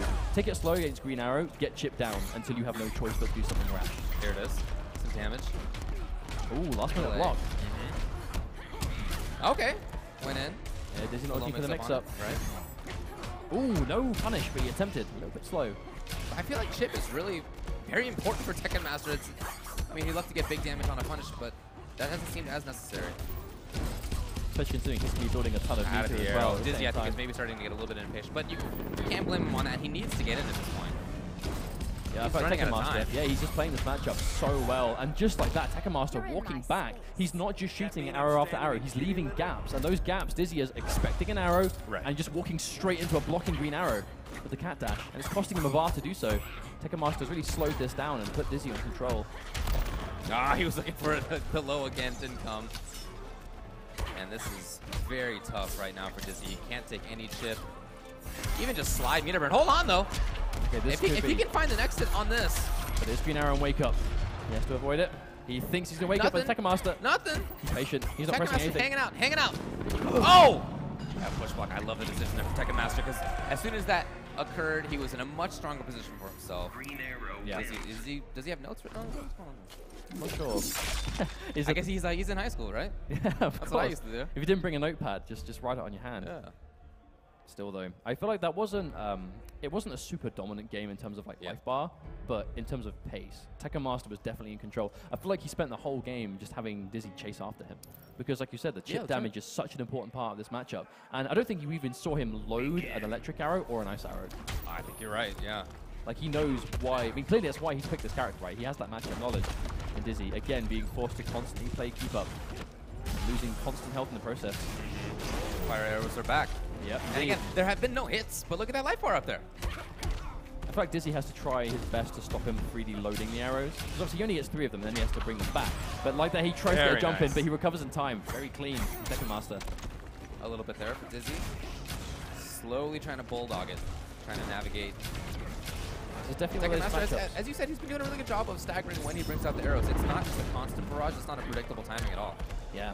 And even then, like he's going for the Savage Blast in place of backdashes. He's building bar too, so, and he's sticking out that big damaging hitbox. Oh, beautiful combo from Tekken Master using the background bounce. And threatened just like that. And Dizzy is in big trouble. And he's delaying wake up. Even when Dizzy finally gets a knockdown, Tekken Master is almost getting out there and there. Ah, here it is. Okay, opportunity. No! Oh, no! Oh, and loses the life bar as well. Wow. Yeah, he's going to have to shake that one off for sure. That is not what you want to see happen. But again, this just goes to show that, the kind of I suppose the discipline from Tekken Master. You know, he's been in tournaments for a long time. He understands how to play against certain people. If you are going to be a super slow-paced player, you'll be very calculated. He'll pick a character that is good against that kind of play style, and that's what we're seeing now. Tekken Master has picked the matchup for a reason. Yeah, he is playing the maximally frustrating style. Reloads, of course. Okay. And then he actually wanted fire. That's hilarious. I think that was actually perhaps an accidental. I think it was too. Yeah, he went to fire before the second electric one was shot. Yep, he saw the electricity and was like, oh no, wait, hang on. And then we get the flying ones back out. 2-2. If you're Tekken Master, why not? You've been able to build meter freely. Giant life lead. Last game was not like this in terms of life lead. This is all Tekken Master. Yeah, absolutely. And I think it's almost the fact that we're seeing, Dizzy is very clearly struggling to deal with it the longer this goes on, and Tekken Master is just getting more and more comfortable. Oh, well, even stuff like there, right? Wasn't able to get the punish in time. Ah, he's really made Dizzy respect that. Oh, it still gets the anti-air. Lovely stuff. combo. Tekken Master. He definitely has notes in his hand. Back to the notes. Absolutely. Yeah. Man, Tekken Master, this is... I feel like I'd like to... I know he's obviously clearly picked this for a matchup reason, but I'd actually like to see him play Green Arrow more. I feel like he blends with the character really well. Yeah. And when you see him go to other characters, so flippantly, he doesn't quite have the same level of patience as he does with Green Arrow. I feel like I'd like to see him play the characters that he, has stuck with for a while. Because even his Green Arrow, right? He picked this for a matchup a year ago, is still playing it now. Yeah. So he's technically been playing Green Arrow for a year. That's a long time for a player like this. And it's clearly working from here. Part of why he's such a dangerous player is that he's kind of amorphous in the style. Here he is so patient. And if he goes to Atrocitus, he's happy to do the overhead low mix-up and take the bet on it, right? So he has both sides. He can really make that work. That's difficult to play against, not knowing necessarily what style he's going to bring in. And to be able to do so on the fly, right? And not need kind of games to do it. He just goes from character to character and like a light switch. He's changing these styles dramatically. Speaking of which, though, Dizzy is going to have to try and find something that works in this matchup because it's just not getting going for him at all. Okay. Well, at least he got the hit. Looking for that. Lovely stuff. It was a punish. And the wake-up game. Yeah, Oki. He's been struggling with Oki right now. What can he do? Wake up. Okay, delay wake up. I feel like Dizzy, going back in any degree, I know he's trying to bait wake-ups, but moving back is something he just can't afford to do anymore. Because Tekken Master, he's delaying his wake-up. When he sees Dizzy go in the air, he's not doing it. He's just almost giving away that space. Tries to get the combo, the same confirm. Would have been cool. still has the life lead, though. Oh, look at that patience. He didn't absolutely expect for sure that there would be a jump. But then when you see Dizzy going and trying to play that 50 game with buttons, he's walking into Savage Blast. Tekken Tekken Master Master. all of a sudden. Yeah, indeed. He is just playing this neutral so well. And there's a Savage Blast. He knew he wouldn't be jailed in from that distance. Will he bring out fire arrows immediately? No, Dizzy is 1 life bar away from being eliminated. Okay, yeah, there it is. He has to make the change soon, or it is all going to be over. Tekken Master sitting pretty. Now, okay, we're seeing more shock arrows. Definitely intentional now. Well, here's Dizzy. He's got the corner for himself, or at least had it. Oh, there we go. Delay wake up of his own, but Gotta didn't make this count. He was looking for wake up, nothing came. Yeah, tries to Still trip there. guard, but an empty jump from Tekken Master. Tekken Master just is not taking any risks, defensively or offensively. It's just not happening. And then the first time he does anything, he tries to get out of the corner, and Dizzy's able to finally get a big hit. Misses the combo, and immediate wake up from Tekken Master. We've seen that twice, and it's been killer both times. Yeah, a much closer game, at least for Dizzy. It's definitely still possible, but look at, oh no, walk straight into a slide. All of a sudden, yeah. Yeah, every single time he gets hit by anything now. Now we're looking at dangerous territory. Look at that bar build up on the bottom left. It's so consistently moving up. Oh, even that traded. He was able to get the first bar, but tough times for Dizzy.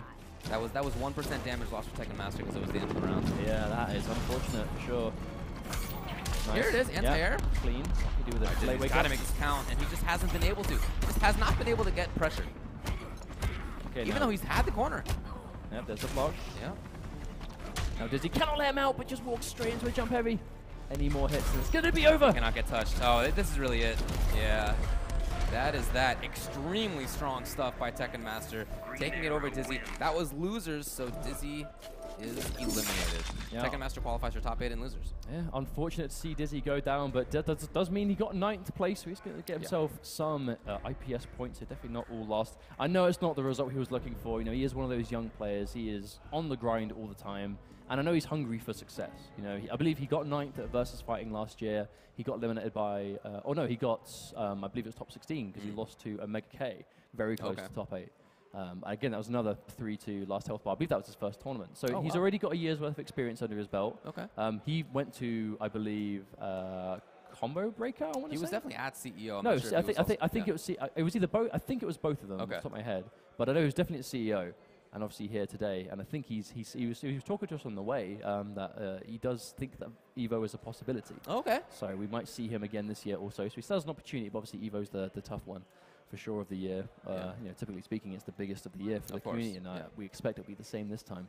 But well played, regardless. You know, he's clearly getting the experience. He's moving forward. Hasn't quite got the success I'm sure he wants, but there's still time for sure. And even thinking about that match, obviously it went poorly, but in that last game, he did have a lot more corner control. That is to say that although he didn't capitalize it on it kind of as well as he wanted to, he was able to get his opponent into the corner a little bit more consistently. So maybe there was an adaptation, maybe there was a change, and that's at least something to build on from a mentality perspective. Yeah, absolutely. But of course, Tekken Master, huge congratulations. Going to be getting that top 8 loser side. You know, he's going to be happy with that. Again, getting more points. And after going down to Hayate quite convincingly, nice to see him eventually be able to bring it back and still play on top form and not let it get to him too much. So we have our next game coming up, and I heard Scarecrow. Oh, okay. Yep. So this, considering we're likely going to be seeing Scarecrow versus Wonder Woman by the sounds of it sounds things? like Wonder Woman, yeah. I mean, so KP is from Florida, where of course White Boy is from. Yep. Who is Toxin as well. Yeah, and of course, how can I forget? So this is definitely a part of America that has the Scarecrow knowledge, and I expect KP is no different in that regard. I'm sure he knows it well. Yeah, I'm curious to see how this goes. I think this is a good character pick. There's just so much ground control for Wonder Woman. Hard for Scarecrow to move around in quite the same way. He has to respect so much of this mid screen, and that's where he wants to be. Very nicely played so far. A little bit too far, but the reverse trying to move. Yeah, there's Punish. a 4-3. Now, I actually wonder if that shield bash from Wonder Woman almost seems to be like a almost, I don't want to say guaranteed punish, but like a good option in that range. Unless it's perhaps the absolute furthest of the far. Oh, wow. Here's a chance. Yeah. Just like that. So he gets the damage from the armor and also takes the bar from Katana Prime. Good situation for him. Actually, keep her in the corner. Looking for a wake up. Nothing came though. Down 2. We've seen him willing to do that. Oh, no. Quite a bit unfortunate drop. Here's the wake up. Nice. Actually, kind of weird seeing that happen to him, considering he did that to Happy Pal like 20 times. Oh no, dropped the combo as well. A little bit of a shaky start, but Katana Prime is going to get the best of it. Yeah, walked in for the grab. Retains corner control here. Big bet on that. Did he backdash that? That was sick. Oh, wow. Gets in that down one, but no follow-up. Just have to break the armor. Still stuck. Okay, here he is. Challenges that very well. Meter burn it. And he may be able to just kill on chip here. Oh, okay. That works as well. Like Katana Prime opted to go for the backdash as well. I think he expected some like a grab or grab, something yeah. different. I expect the read. Okay, now this is where the reverse has to be careful. He does have the trait ready. Out of there. Tried it. No dice. A little bit of damage up there on top. Oh, doesn't get in range. Oh, good confirm into the unclashable stuff. Katana Prime looking good. Very nice. Even chip at this point. Yep, that was enough. So very strong stuff by Katana Prime. Yeah, it was a clean first game. I thought of the reverse too. Wasn't entirely one-sided. Oh wow! I feel like Katana Prime is just controlling him a lot better. You know, oh yeah. It seems like when you're able to give Scarecrow that kind of that space, that distance to get those buttons going, it's a lot more difficult. Whereas Katana Prime is, oh, I mean, case in point, that, right? That whiff punish, yeah. insane. Meter burns it here. Okay, there we go. There's the trait activation. The Traumatize is building. Oh wow, nice. That's somebody who knows where his opponent's going. Yeah, and again, Katana Prime is just, he's not letting him get away with anything. Every button the reverse presses, if Katana Prime is in the neutral, he's whip punishing, he's keeping him where he wants him to be. Absolute control. Yeah, that half screen in front of Wonder Woman is just a difficult place for Scarecrow to challenge. Oh, all right, the hit. Okay, a lot of damage available right now. Oh no, he went for the optimal, but dropped it. I feel like you have to be absolutely sure you can get those, because that, I mean, what you just tried there is a tricky link. Right. Wasn't able to get it and actually lost Trying to the get the first whip life punish, bar. did not. And Katana Prime back to trying to control things here. Running into it. Yeah, I'm getting the impression that reverse is getting quite impatient now. Yeah, I think so too. I think there's starting to be some frustration on his side. See him stabbing in with buttons kind of randomly.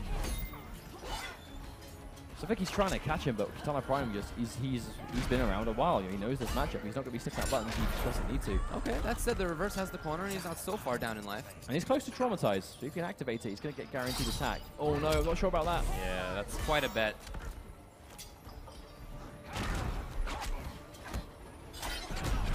There's a plus range range. here. Yeah, expected. What? Oh, does not mean to burn the second. Doesn't he get the punish? Nice. Yeah, he cancels it. I don't think he wants to commit. Now, Katana Prime has a super. If he hits anything at all, that's going to be over.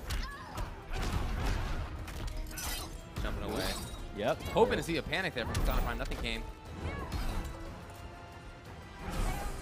Ooh. Traumatize is there. Oh. Okay. Okay. And immediately with the clash. 2 and 2. Now, what does the reverse do here? Because he still has a clash of his own. So Katana Prime might put him in a situation that he can actually clash, if he can. Yeah, I think that makes sense from the reverse. He's hoping to be able to deal damage. I don't think this is going to happen. No, Yeah. not at all, and that's going to be it. Katana Prime going up 2-0. A much closer second game, absolutely, but True. I think, I feel like the reverse is playing around the anticipation that Katana Prime was going to be moving around at weird times, pressing buttons at weird times. He's trying to catch him out, but Katana Prime just isn't doing that. Yeah. You know, he really is playing patient, and it's what you have to do with Wonder Woman, right? He's playing the matchup properly.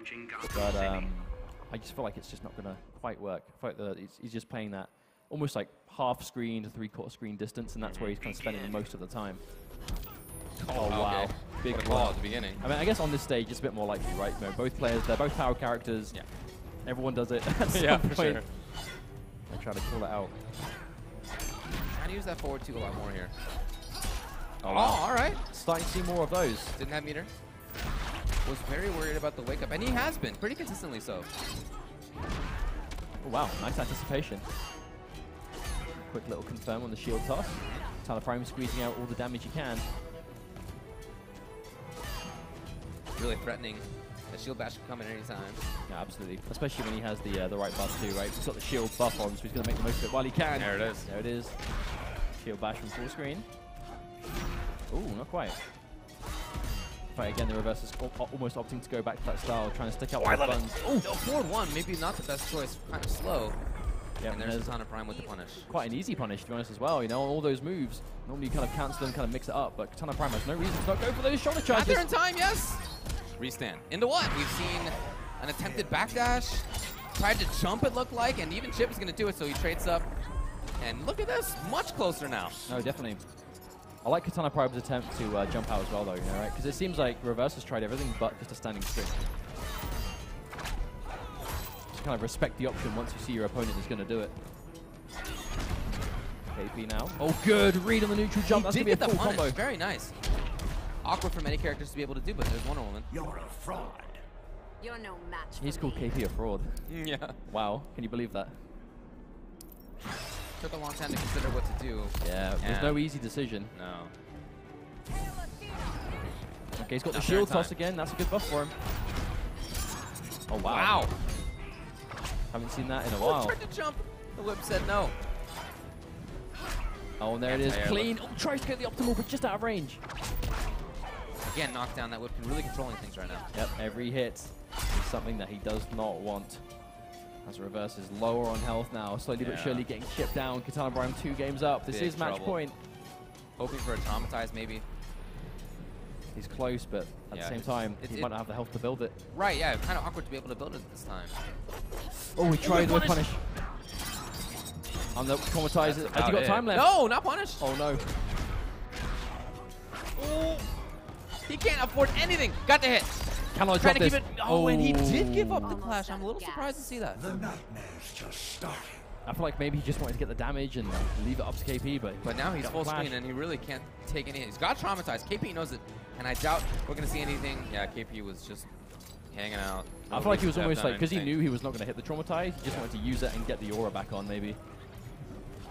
Oh, and he was looking for it. Yep. KP waiting for anything to react to. Nice That's stuff. what he's going to get. Good stuff. So that means that Katana Prime makes it into winners finals of his pool, where he'll play either Foxy Grandpa or Aziz. That's the match that's coming up now. I See mean, the players sitting down right then. I feel like Katana Prime has a good track record at Viennality so far. You know, he was in MKX last year and did well. But he got third in the end, and that was back when a lot of Europeans were still playing and looking still good now. So in Injustice 2 and obviously MK to follow later on. But the name is he's been a strong Injustice player. You know, he's known mainly nowadays for commentary, but it's not at the expense of his ability to play the game. He's still playing. He is sponsored for a reason. You know, he is still a player. He is still there playing and doing well for himself with characters you don't see too often, so huge props for that, and we'll see him very soon. But moving into our next game, I believe we have Aziz versus PXP of Foxy Grandpa. This is going to be an interesting one, because if Aziz goes with Atom, like we saw him do beforehand, I think that's definitely a good pick against someone like Foxy, who again is very by the book, very kind of calculated. Atom kind of throws the book out the window in a lot of senses, if you're playing the right kind of way.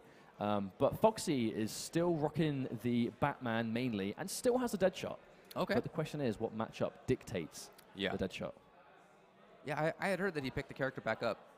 Yeah, I mean, it was one of many dead shots to, after the nerfs kind of go, it's not really worth it anymore, there are better choices. And because they've been playing loads of Batman at the time, obviously Batman is, you know, he pulled out Batman at the E-League, last chance qualifier, top 4, ended up getting second place, like an amazing showing. And his Batman was like a couple of weeks old at the time.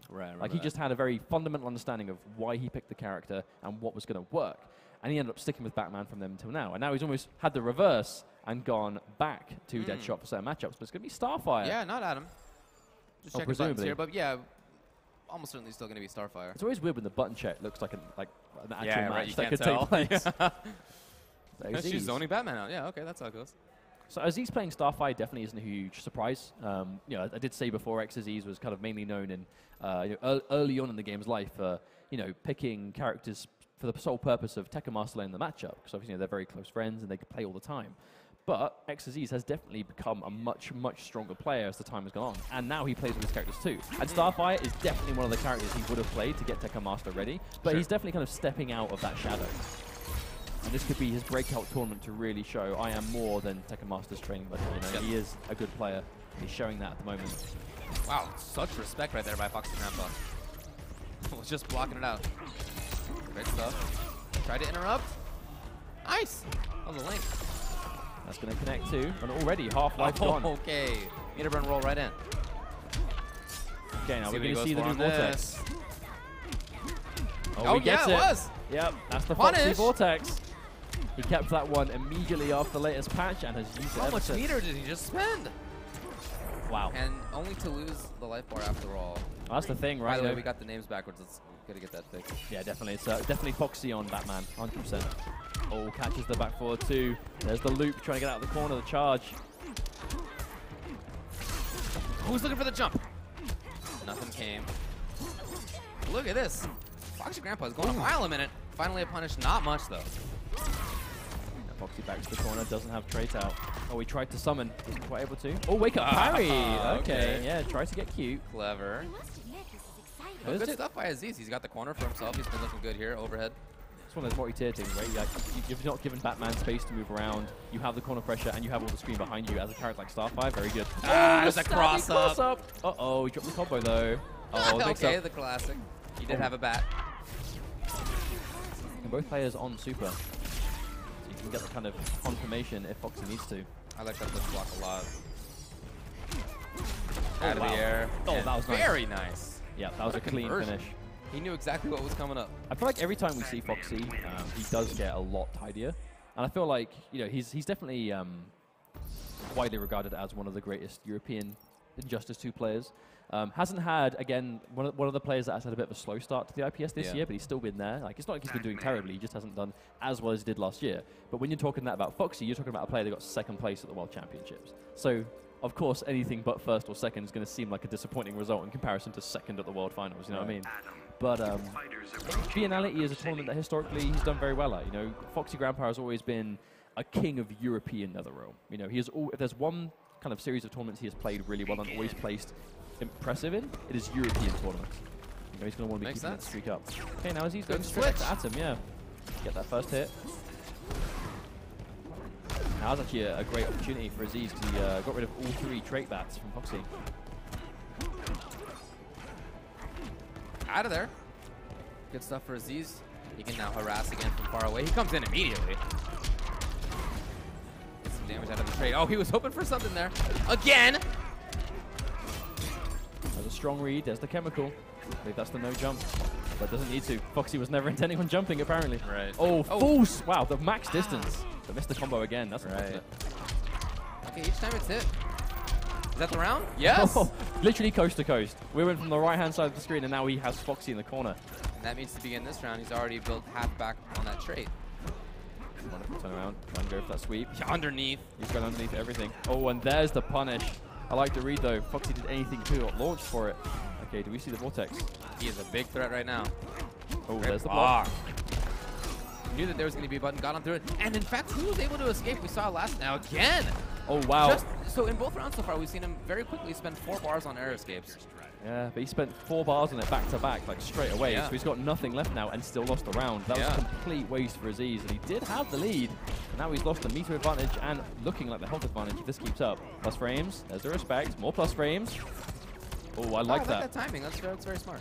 Great blocking right here. Okay, not the whole way. I feel like the Atom trait activation is a good answer to those bats, you know, on block stuff, because the bat still has to hit them, and if you're so small, even the bat struggles to find you. Oh, okay, it did work. Now he's in there again. Unclashable. Where is he? He's the little boy down there. Wow. Oh, and the grab. God. Is that it? Yes. Wow. Okay. That was such a tense finish. Yeah. Because Foxy's lay wake up for as long as possible. He just wanted to wait it out. Right. I think the fence on the left actually kind of obscured where the Atom was. It did seem like it. So.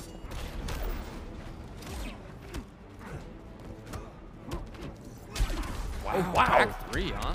That's an answer. There's the restand. Oh, the reset. To throw X is ease. Tricky stuff. Pressures a little bit. Okay, yeah. Boy, he is playing super annoyingly right now.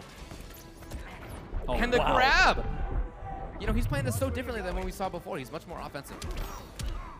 Jump 3, excellent button. Continues the combo. And look at the strength right now from Aziz. I mean, this is absolute momentum. He has almost an entire life bar. In there immediately! Trait. It's just putting a stop to everything Foxy wants to do here. Here's the tech. Wow, underneath, and he goes under. Oh, down 3, one of the best at that. And he still wasn't able to catch the recovery. Yeah, this character choice is paying out so well. XZ is playing it so good. Do we see the setup? There it is. Oh, we do. Okay, another opportunity. Let's pick the life bar. Underneath, okay, that's kind of a clever idea. Oh, the parry! Interesting answer. Got him out. It's not fun for me either. Wow. Oh, yeah. I do love the use of XYZ going for those sweeps, though, because he's just going under everything. Like, even the jump-ins, right? Everything that Batman needs to do to get the ball rolling, XYZ is just putting a stop to. Yeah, that's really one of the best in the game at doing that. So he's got 2 and 1. Nothing there from Foxy. He was content with the 15 back for his opponent. Oh, wow, that was a good jump. Yeah, I don't know about the timing on the stomp. Bit questionable. This is the result. Plus frames again. Oh, wow, it goes over. I definitely think Foxy expected him to go to the other side. Underneath again. Here he comes. He waited just a little bit. Oh, wow. Didn't quite connect. There's the bar, but he misses the combo. Oh, but the instant jump from Aziz. Yeah, I tried to meet him air 3. It's one of the best at it, but didn't work there. Try and go Underneath. Oh, my God. Instant jump 3. Chemical. The green. Oh, the parry again. He gets under. Oh, and the stomp. What are you going to do about that? Yes, indeed. Aziz calling it out. Final read. Does he stick with Batman? He does. The rematch. Oh, and there it is. Clean over. Spends his first bar. Another vortex. Oh, but didn't want to. Yeah, didn't want to use the bats because he had all 3. Using all 3 bats for a single vortex. It quite seemed worth it in comparison to what you can do with it. Otherwise, and there's an easy punish as it comes out of the trait. Yep, spends his final bar again. Has 1 bat. Oh, but doesn't actually. No, yeah, it's not activated. He's going all out right now. Settling things down just a bit. Aziz now has full screen. Harassing a lot at a distance. And as soon as he saw that Batman had walked up into a range where he could activate that, there it was. Wow. Looking for it. And not that. well, unfortunate for him. I like the attempt though, because he's like knowing that it's it wasn't guaranteed to be punished out of the trait to to go for the armored back 3 to catch him just in case he was late with the punish. It was really smart. There we go. And then trait again. Oh, and there we go. Waiting for the instant clash. Yeah, I'll say. Small advantage. Push yourself harder. No, he's not gonna get much health back here. He's barely lost anything. He couldn't have got much health back. Wow. Not quite sure what happened there. Just standing up into it. Nice. The round. It's match point right now for XYZ. Yep. This is a good turnaround. This is what he needs. After that first game, the Atom was definitely a much better choice. What do we see here? 10 plus frames. Yep, I like it. Armor to get through. Tried to chase down, not quite. Oh, wow, that was his trait. It caught the trait activation. This will be a long time before he gets that back. And he doesn't have flash either. Into what? Great block. Very important block. Out of there. Here's the grab. Again, using that down 3 almost as like a, not an anti-air, but just to avoid the jump. Trade is ready, and so he pops it immediately. You can see him trying to stagger the timing. Walked up and grabbed, but teched. Very important. Oh, wow. Presses buttons out of it. And another attempt for that jump 3. Didn't quite connect. Spends his 2 bars.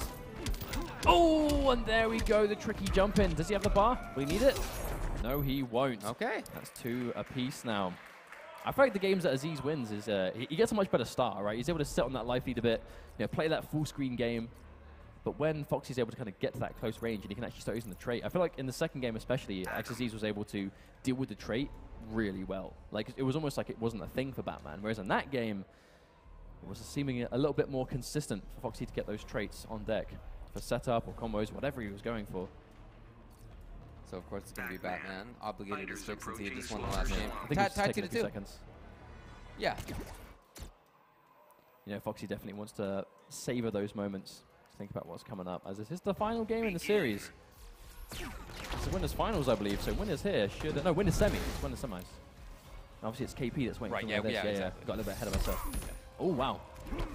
Oh wow! Tried to anti-air, and the first time he tries it, double jump. Knew exactly when that should be brought out. The cam. No. Okay, there's that optimal stuff. Set up. Very tricky stuff incoming. Okay, good block on the vortex. This time, but he lets go a block. Oh, and gets tagged. XYZ. This is not going well for him so far. Gets the trait out. He's got a chance here to at least deal some damage. No, it's an escape. I love it there by Foxy Grandpa. Excellent defense. Yeah, it's very hard to block a full sequence of that, especially when you're as tricky as Aziz. Oh, walks away. Look at all that meter on XYZ's side. He presses buttons. Yeah. Oh, he got to the other side. Oh, there we go. And now jump in. Look at this D! Wow! And the punish comes. That was perfect. Foxy Grandpa with the absolute defense. And now with the match point. Oh, wake up with the uppercut. And that's going to be clean anti-air. XZ's forced for another early clash. But it does mean that he can opt to spend a little bar here, keep a lot of it for utility. That's exactly what he does. Tried to chase a little bit here, no meter burn on it. And I think Foxy's got to be careful. I think he's trying to get some space to build that trait. Oh, wow. Tried to meet him air to air, and I think that was on reaction. It just didn't work. Seems like it. Now Foxy's got to be careful. Does he have time? Bar, yeah. Oh, no. Meager damage. But he has a trait. Did he try to down 2? Is that when I saw Batman startup? I don't know. I didn't go back and look at that. No, I'm not but sure. in any case, we got match point now for both. Oh, wow. Catches him with a trait. Oh, nice. Repositioning. Oh, the wake-up attempt. There it is. Finally for him. Air to air 3 does work. Restand. Oh, wow. Okay. Yeah, keeps it unclashable. Oh, the wake-up neutral jump. Foxy with the read. And that's going to be a full combo. That is a hard read right there. Yep, he has one bat. He's going to have another one after this. Good block on the Vortex. Oh, he's just out through. Oh, the parry to get through again. Foxy Grandpa. Oh, under full range. On the overhead will do enough. And XZ's played out of his mind, but Foxy was able to keep it together. Moves on. Aziz could not stand up fast enough out of that chair. He was off of that stage. Man, I mean, that was... I was definitely prepared to see that be a Foxy and loser situation. It seemed like it would be. It definitely. It looked like the way Aziz was playing it was just anti Foxy. You know, it was the perfect way to play the matchup. And that's actually one thing I've seen a lot from Tekken Master and Aziz as well, and a few more of the Middle Eastern guys across many tournaments. Is they seem really good at playing against the player, as opposed to like just the character. Which I know is that is fighting games 101, but it's hard to put it into practice realistically. You know, it's another thing to play against a character, but then when you've got to keep in mind who is actually using that and what did they do. The Middle East guys really thrive on playing like that, and I think it was why it was so close, but not close enough. As that's going to be Katana Prime versus Foxy, isn't it? Correct. Yeah, that's going to be winners finals on this for the pool. Incredible stuff. Which means that this was quite a tough pool. You know, Oh yeah. Happy Pal, Foxy, Aziz, KP, Gandalf, Rudy, and the words just go on. I mean, this is a nice showing, I think. It's a nice diverse showing in terms of countries and players, and characters and all sorts. You know, we obviously had Enchantress earlier on, and that was very cool. Can count the amount of times I've seen that character, even like in online matchmaking on one hand. You know, just not a lot of people using it. But then enter Do Basic, who plays the game almost every day, and he streams all the time. 9 times out of 10 he's playing Enchantress, and that's where you see that kind of dedication to a character thrive and shine on through. Cool to see. So we're going down to loser's side. Yeah, it looks like it. As we'll be seeing the return. And his opponent will be, I would say, Shoke Vince? I don't know. I don't know. Okay, how about Vince? I'm reading it. Let's go with Vince. I would rather not offend him by butchering his name live on stream. But Vince, I know how to say Vince. All right, good. I was saying this before, like, I've been part of the European scene for so long. I'm horrendous at pronouncing European names. It's like an Achilles heel. And I feel like is it more offensive for me to try and get it wrong or to not even attempt? That's the true 50. That's the commentator's 50-50. Vince it is. Still though, so we know to expect we know to expect Scarecrow here, Yeah. but we have yet to see Vince play. So I'm not gonna lie, I do not have any idea what to expect. Alrighty. Still though, this has been a really other than how it went against KP, I liked a lot of what we've seen from Scarecrow. I think it's been good. Yeah, of course, he is the guy that sent Happy Power to losers bracket. Exactly right. Yeah. Happy Power, of course, that I think it's safe to say is an upset. Happy Power being one of the stronger European players worldwide. Sure. So to drop in pools this early on, especially to a player we haven't seen so much, very impressive. By the way, in losers, it's going to be Aziz versus Happy Power. As a match I want to see. Yeah, but I don't know if we will. Wild. Right, yeah, we'll see. So it looks like Dr. Fate is the choice. A little tough for Scarecrow to navigate the zoning that this character can bring out. Yeah, I think this is definitely the point in time that Scarecrow finds himself in. This character is definitely not considered to be super weak, but he's definitely not a strong contender in like the top end of the game. He still obviously has a lot of utility. He's got hella damage.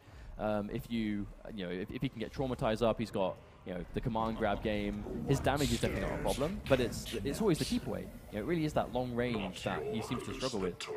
Yeah, I think there are a few characters that he struggles against. I think he does well against many of the casts, but dedicated zoners are a problem. And unfortunately, those zoners are very common now. Right. In competitive play, you will find yourself against them. Okay, didn't have the meter for the rest. And now it's about trying to navigate this. Well, very tough to wave against those. That's much easier. Okay, nice. Staying on top of things, and he gets in. Didn't actually get Wow. Okay. She's seeing the raw anchor get through. Now at the same time, you know, this might seem like really hard for Scarecrow to navigate, but if he can get in, Dr. Fate does not have the greatest of defensive options, point blank. So he chooses a combo window that leaves him very far away, but it ends up working out all right. Excellent. I think a big part of this matchup is obviously like if you can knock down Dr. Fate, like his wake up is quite powerful.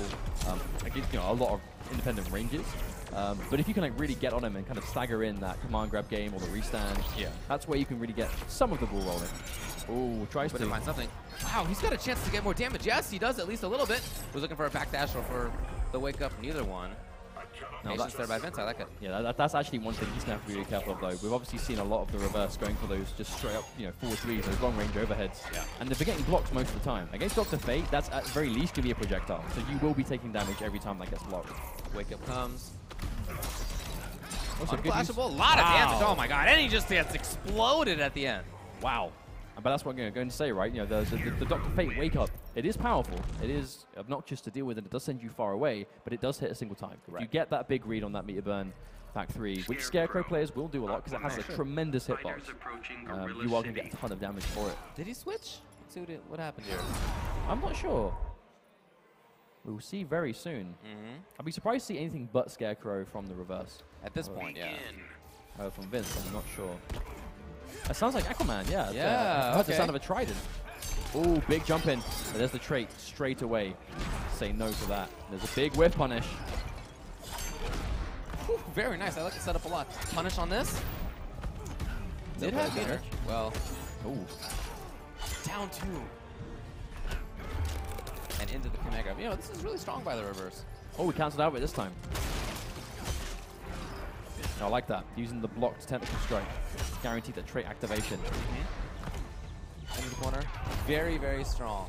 Yep, a really good game so far for the reverse. There's almost a full life bar in the lead. Wow, and that's just going to connect raw. I don't think he had the bar to extend it though, unless he was just about to build it. He's like just on the cusp of building one. Super early flash right there from Vince. And backs off, and there's nothing. No from the deep. I feel like we're definitely seeing opportunities where Vince can go for you know, tentacle strikes at least, or just to try and whiff punish or press something. But I feel like he's been very tentative. Ah, he got there in time.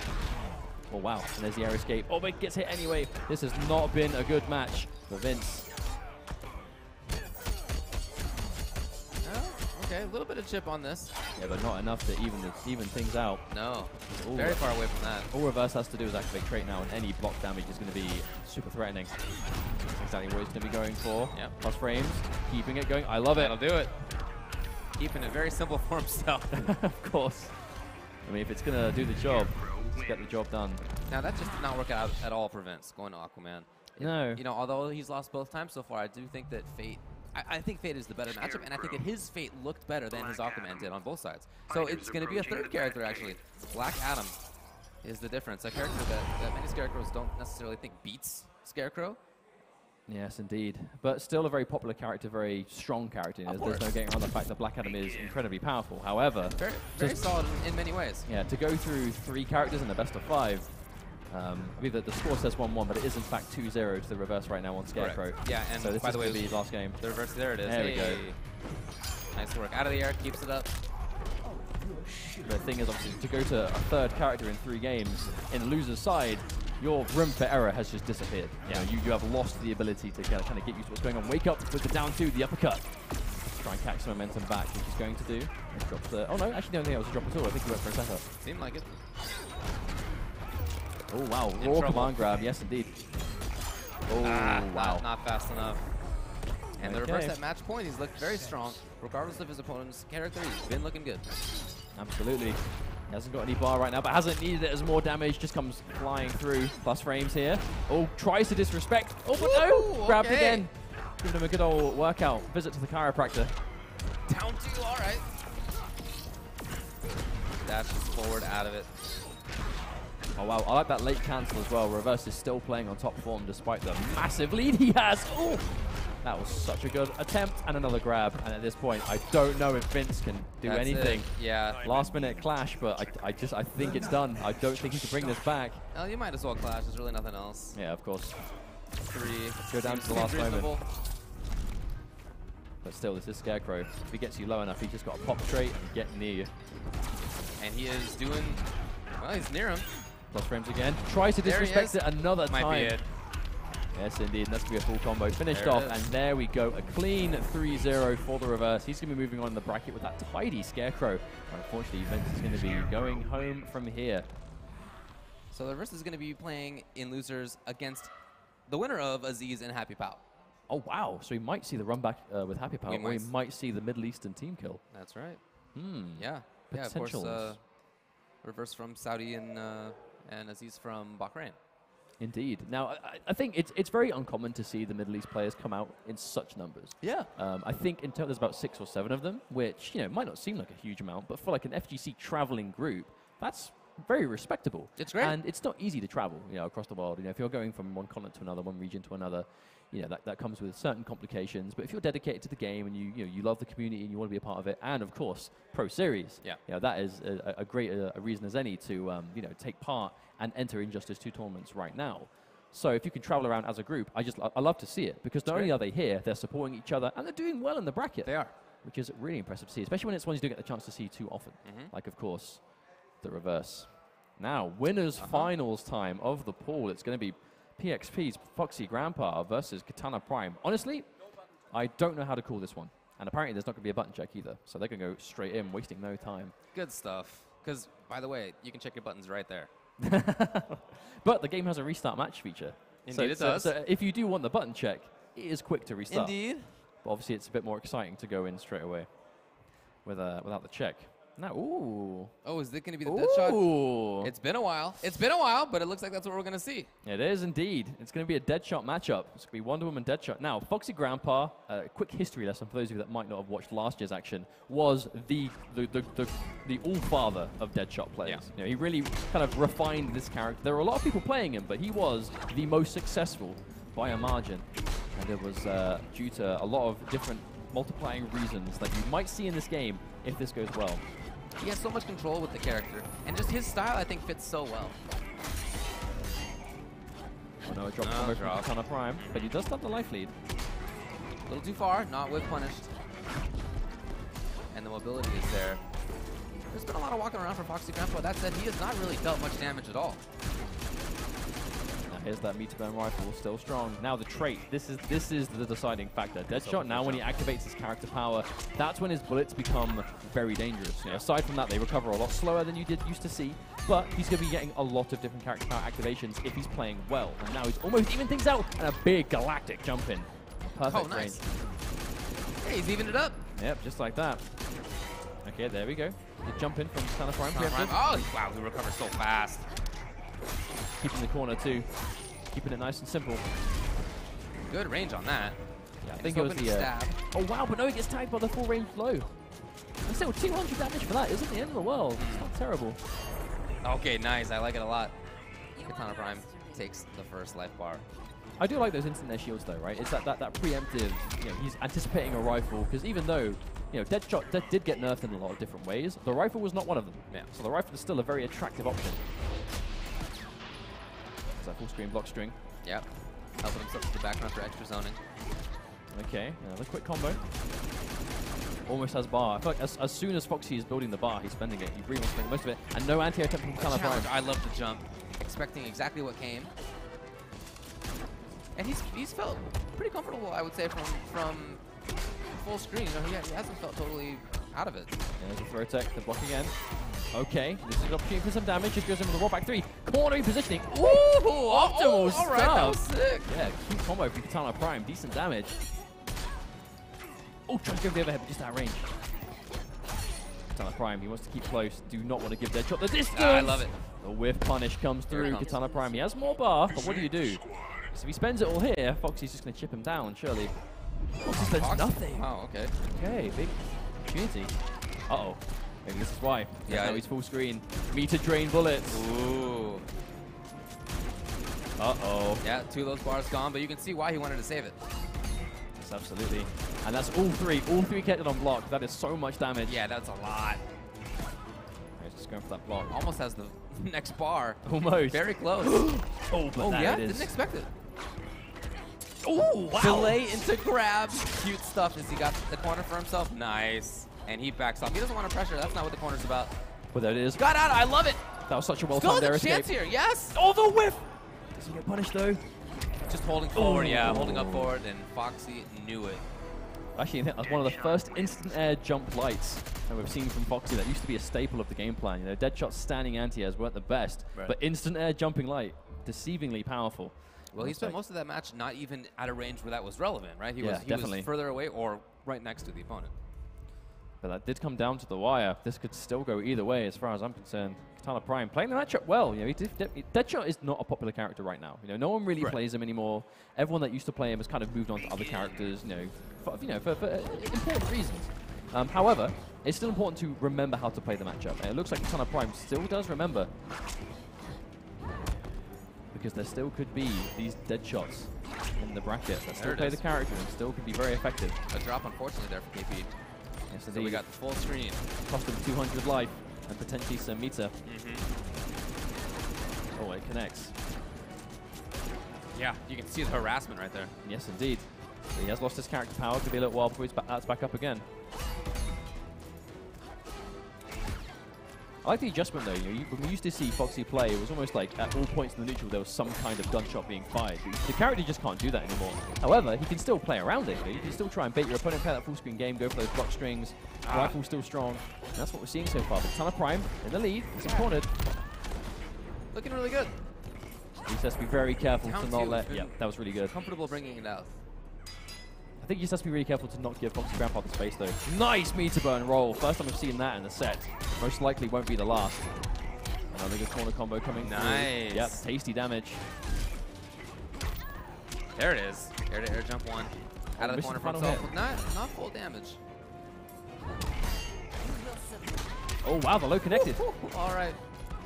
Looking up at the low, and now he really just needs to chip, and that is going to do it. Now, do you think Foxy can bring this back? He does have a ton of bar, but if he starts taking trades, that's where he's going to struggle. Definitely do. Ooh. He moves forward suddenly. I think he just wanted to try and get out of the corner. And again, another low. I feel like Katana Prime, I don't think he's like getting mixed up as such. I think he's trying to hit Foxy Grandpa on the way in and just mistiming it. Uh-oh. Overhead. Flashful down. Underneath, but not. Still there.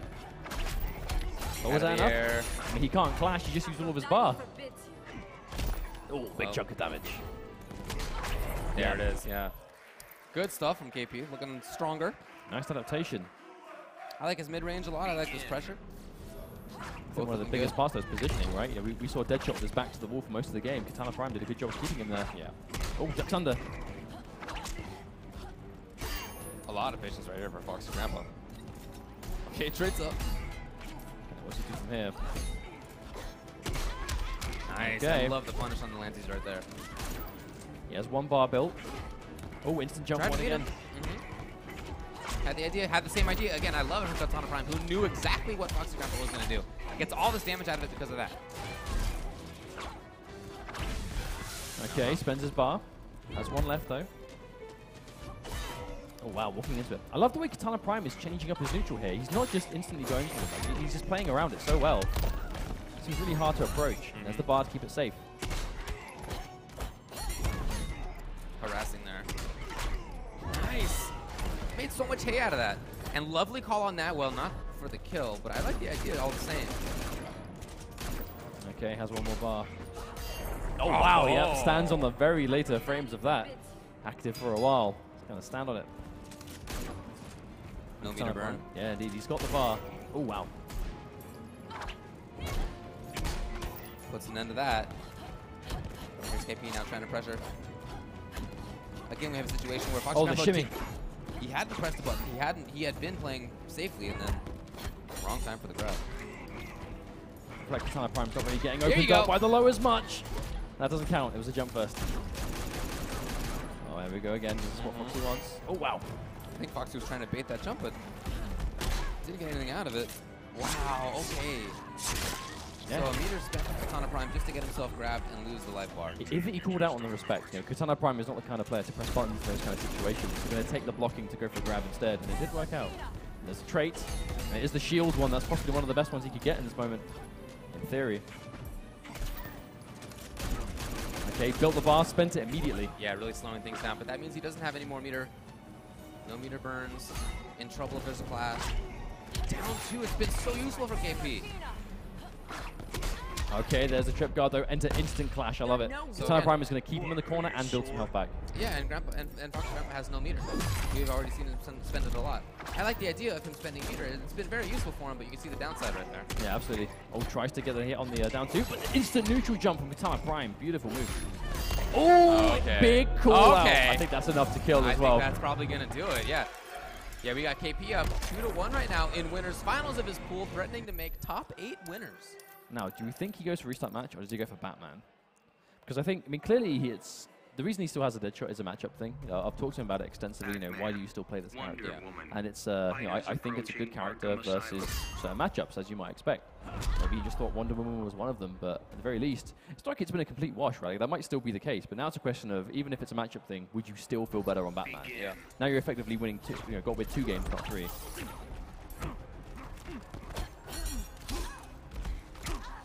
Well, already he's looking more comfortable. I like his movement more. Just outside of things. Oh, I wow. like that a lot. Okay, there's an opportunity. Capitalizing excellently. Damage is good. He's in here for the pressure. Oh, there's the whip punish. That was good. No, not the rest. Still, though, he's been able to consistently find hits here with Batman.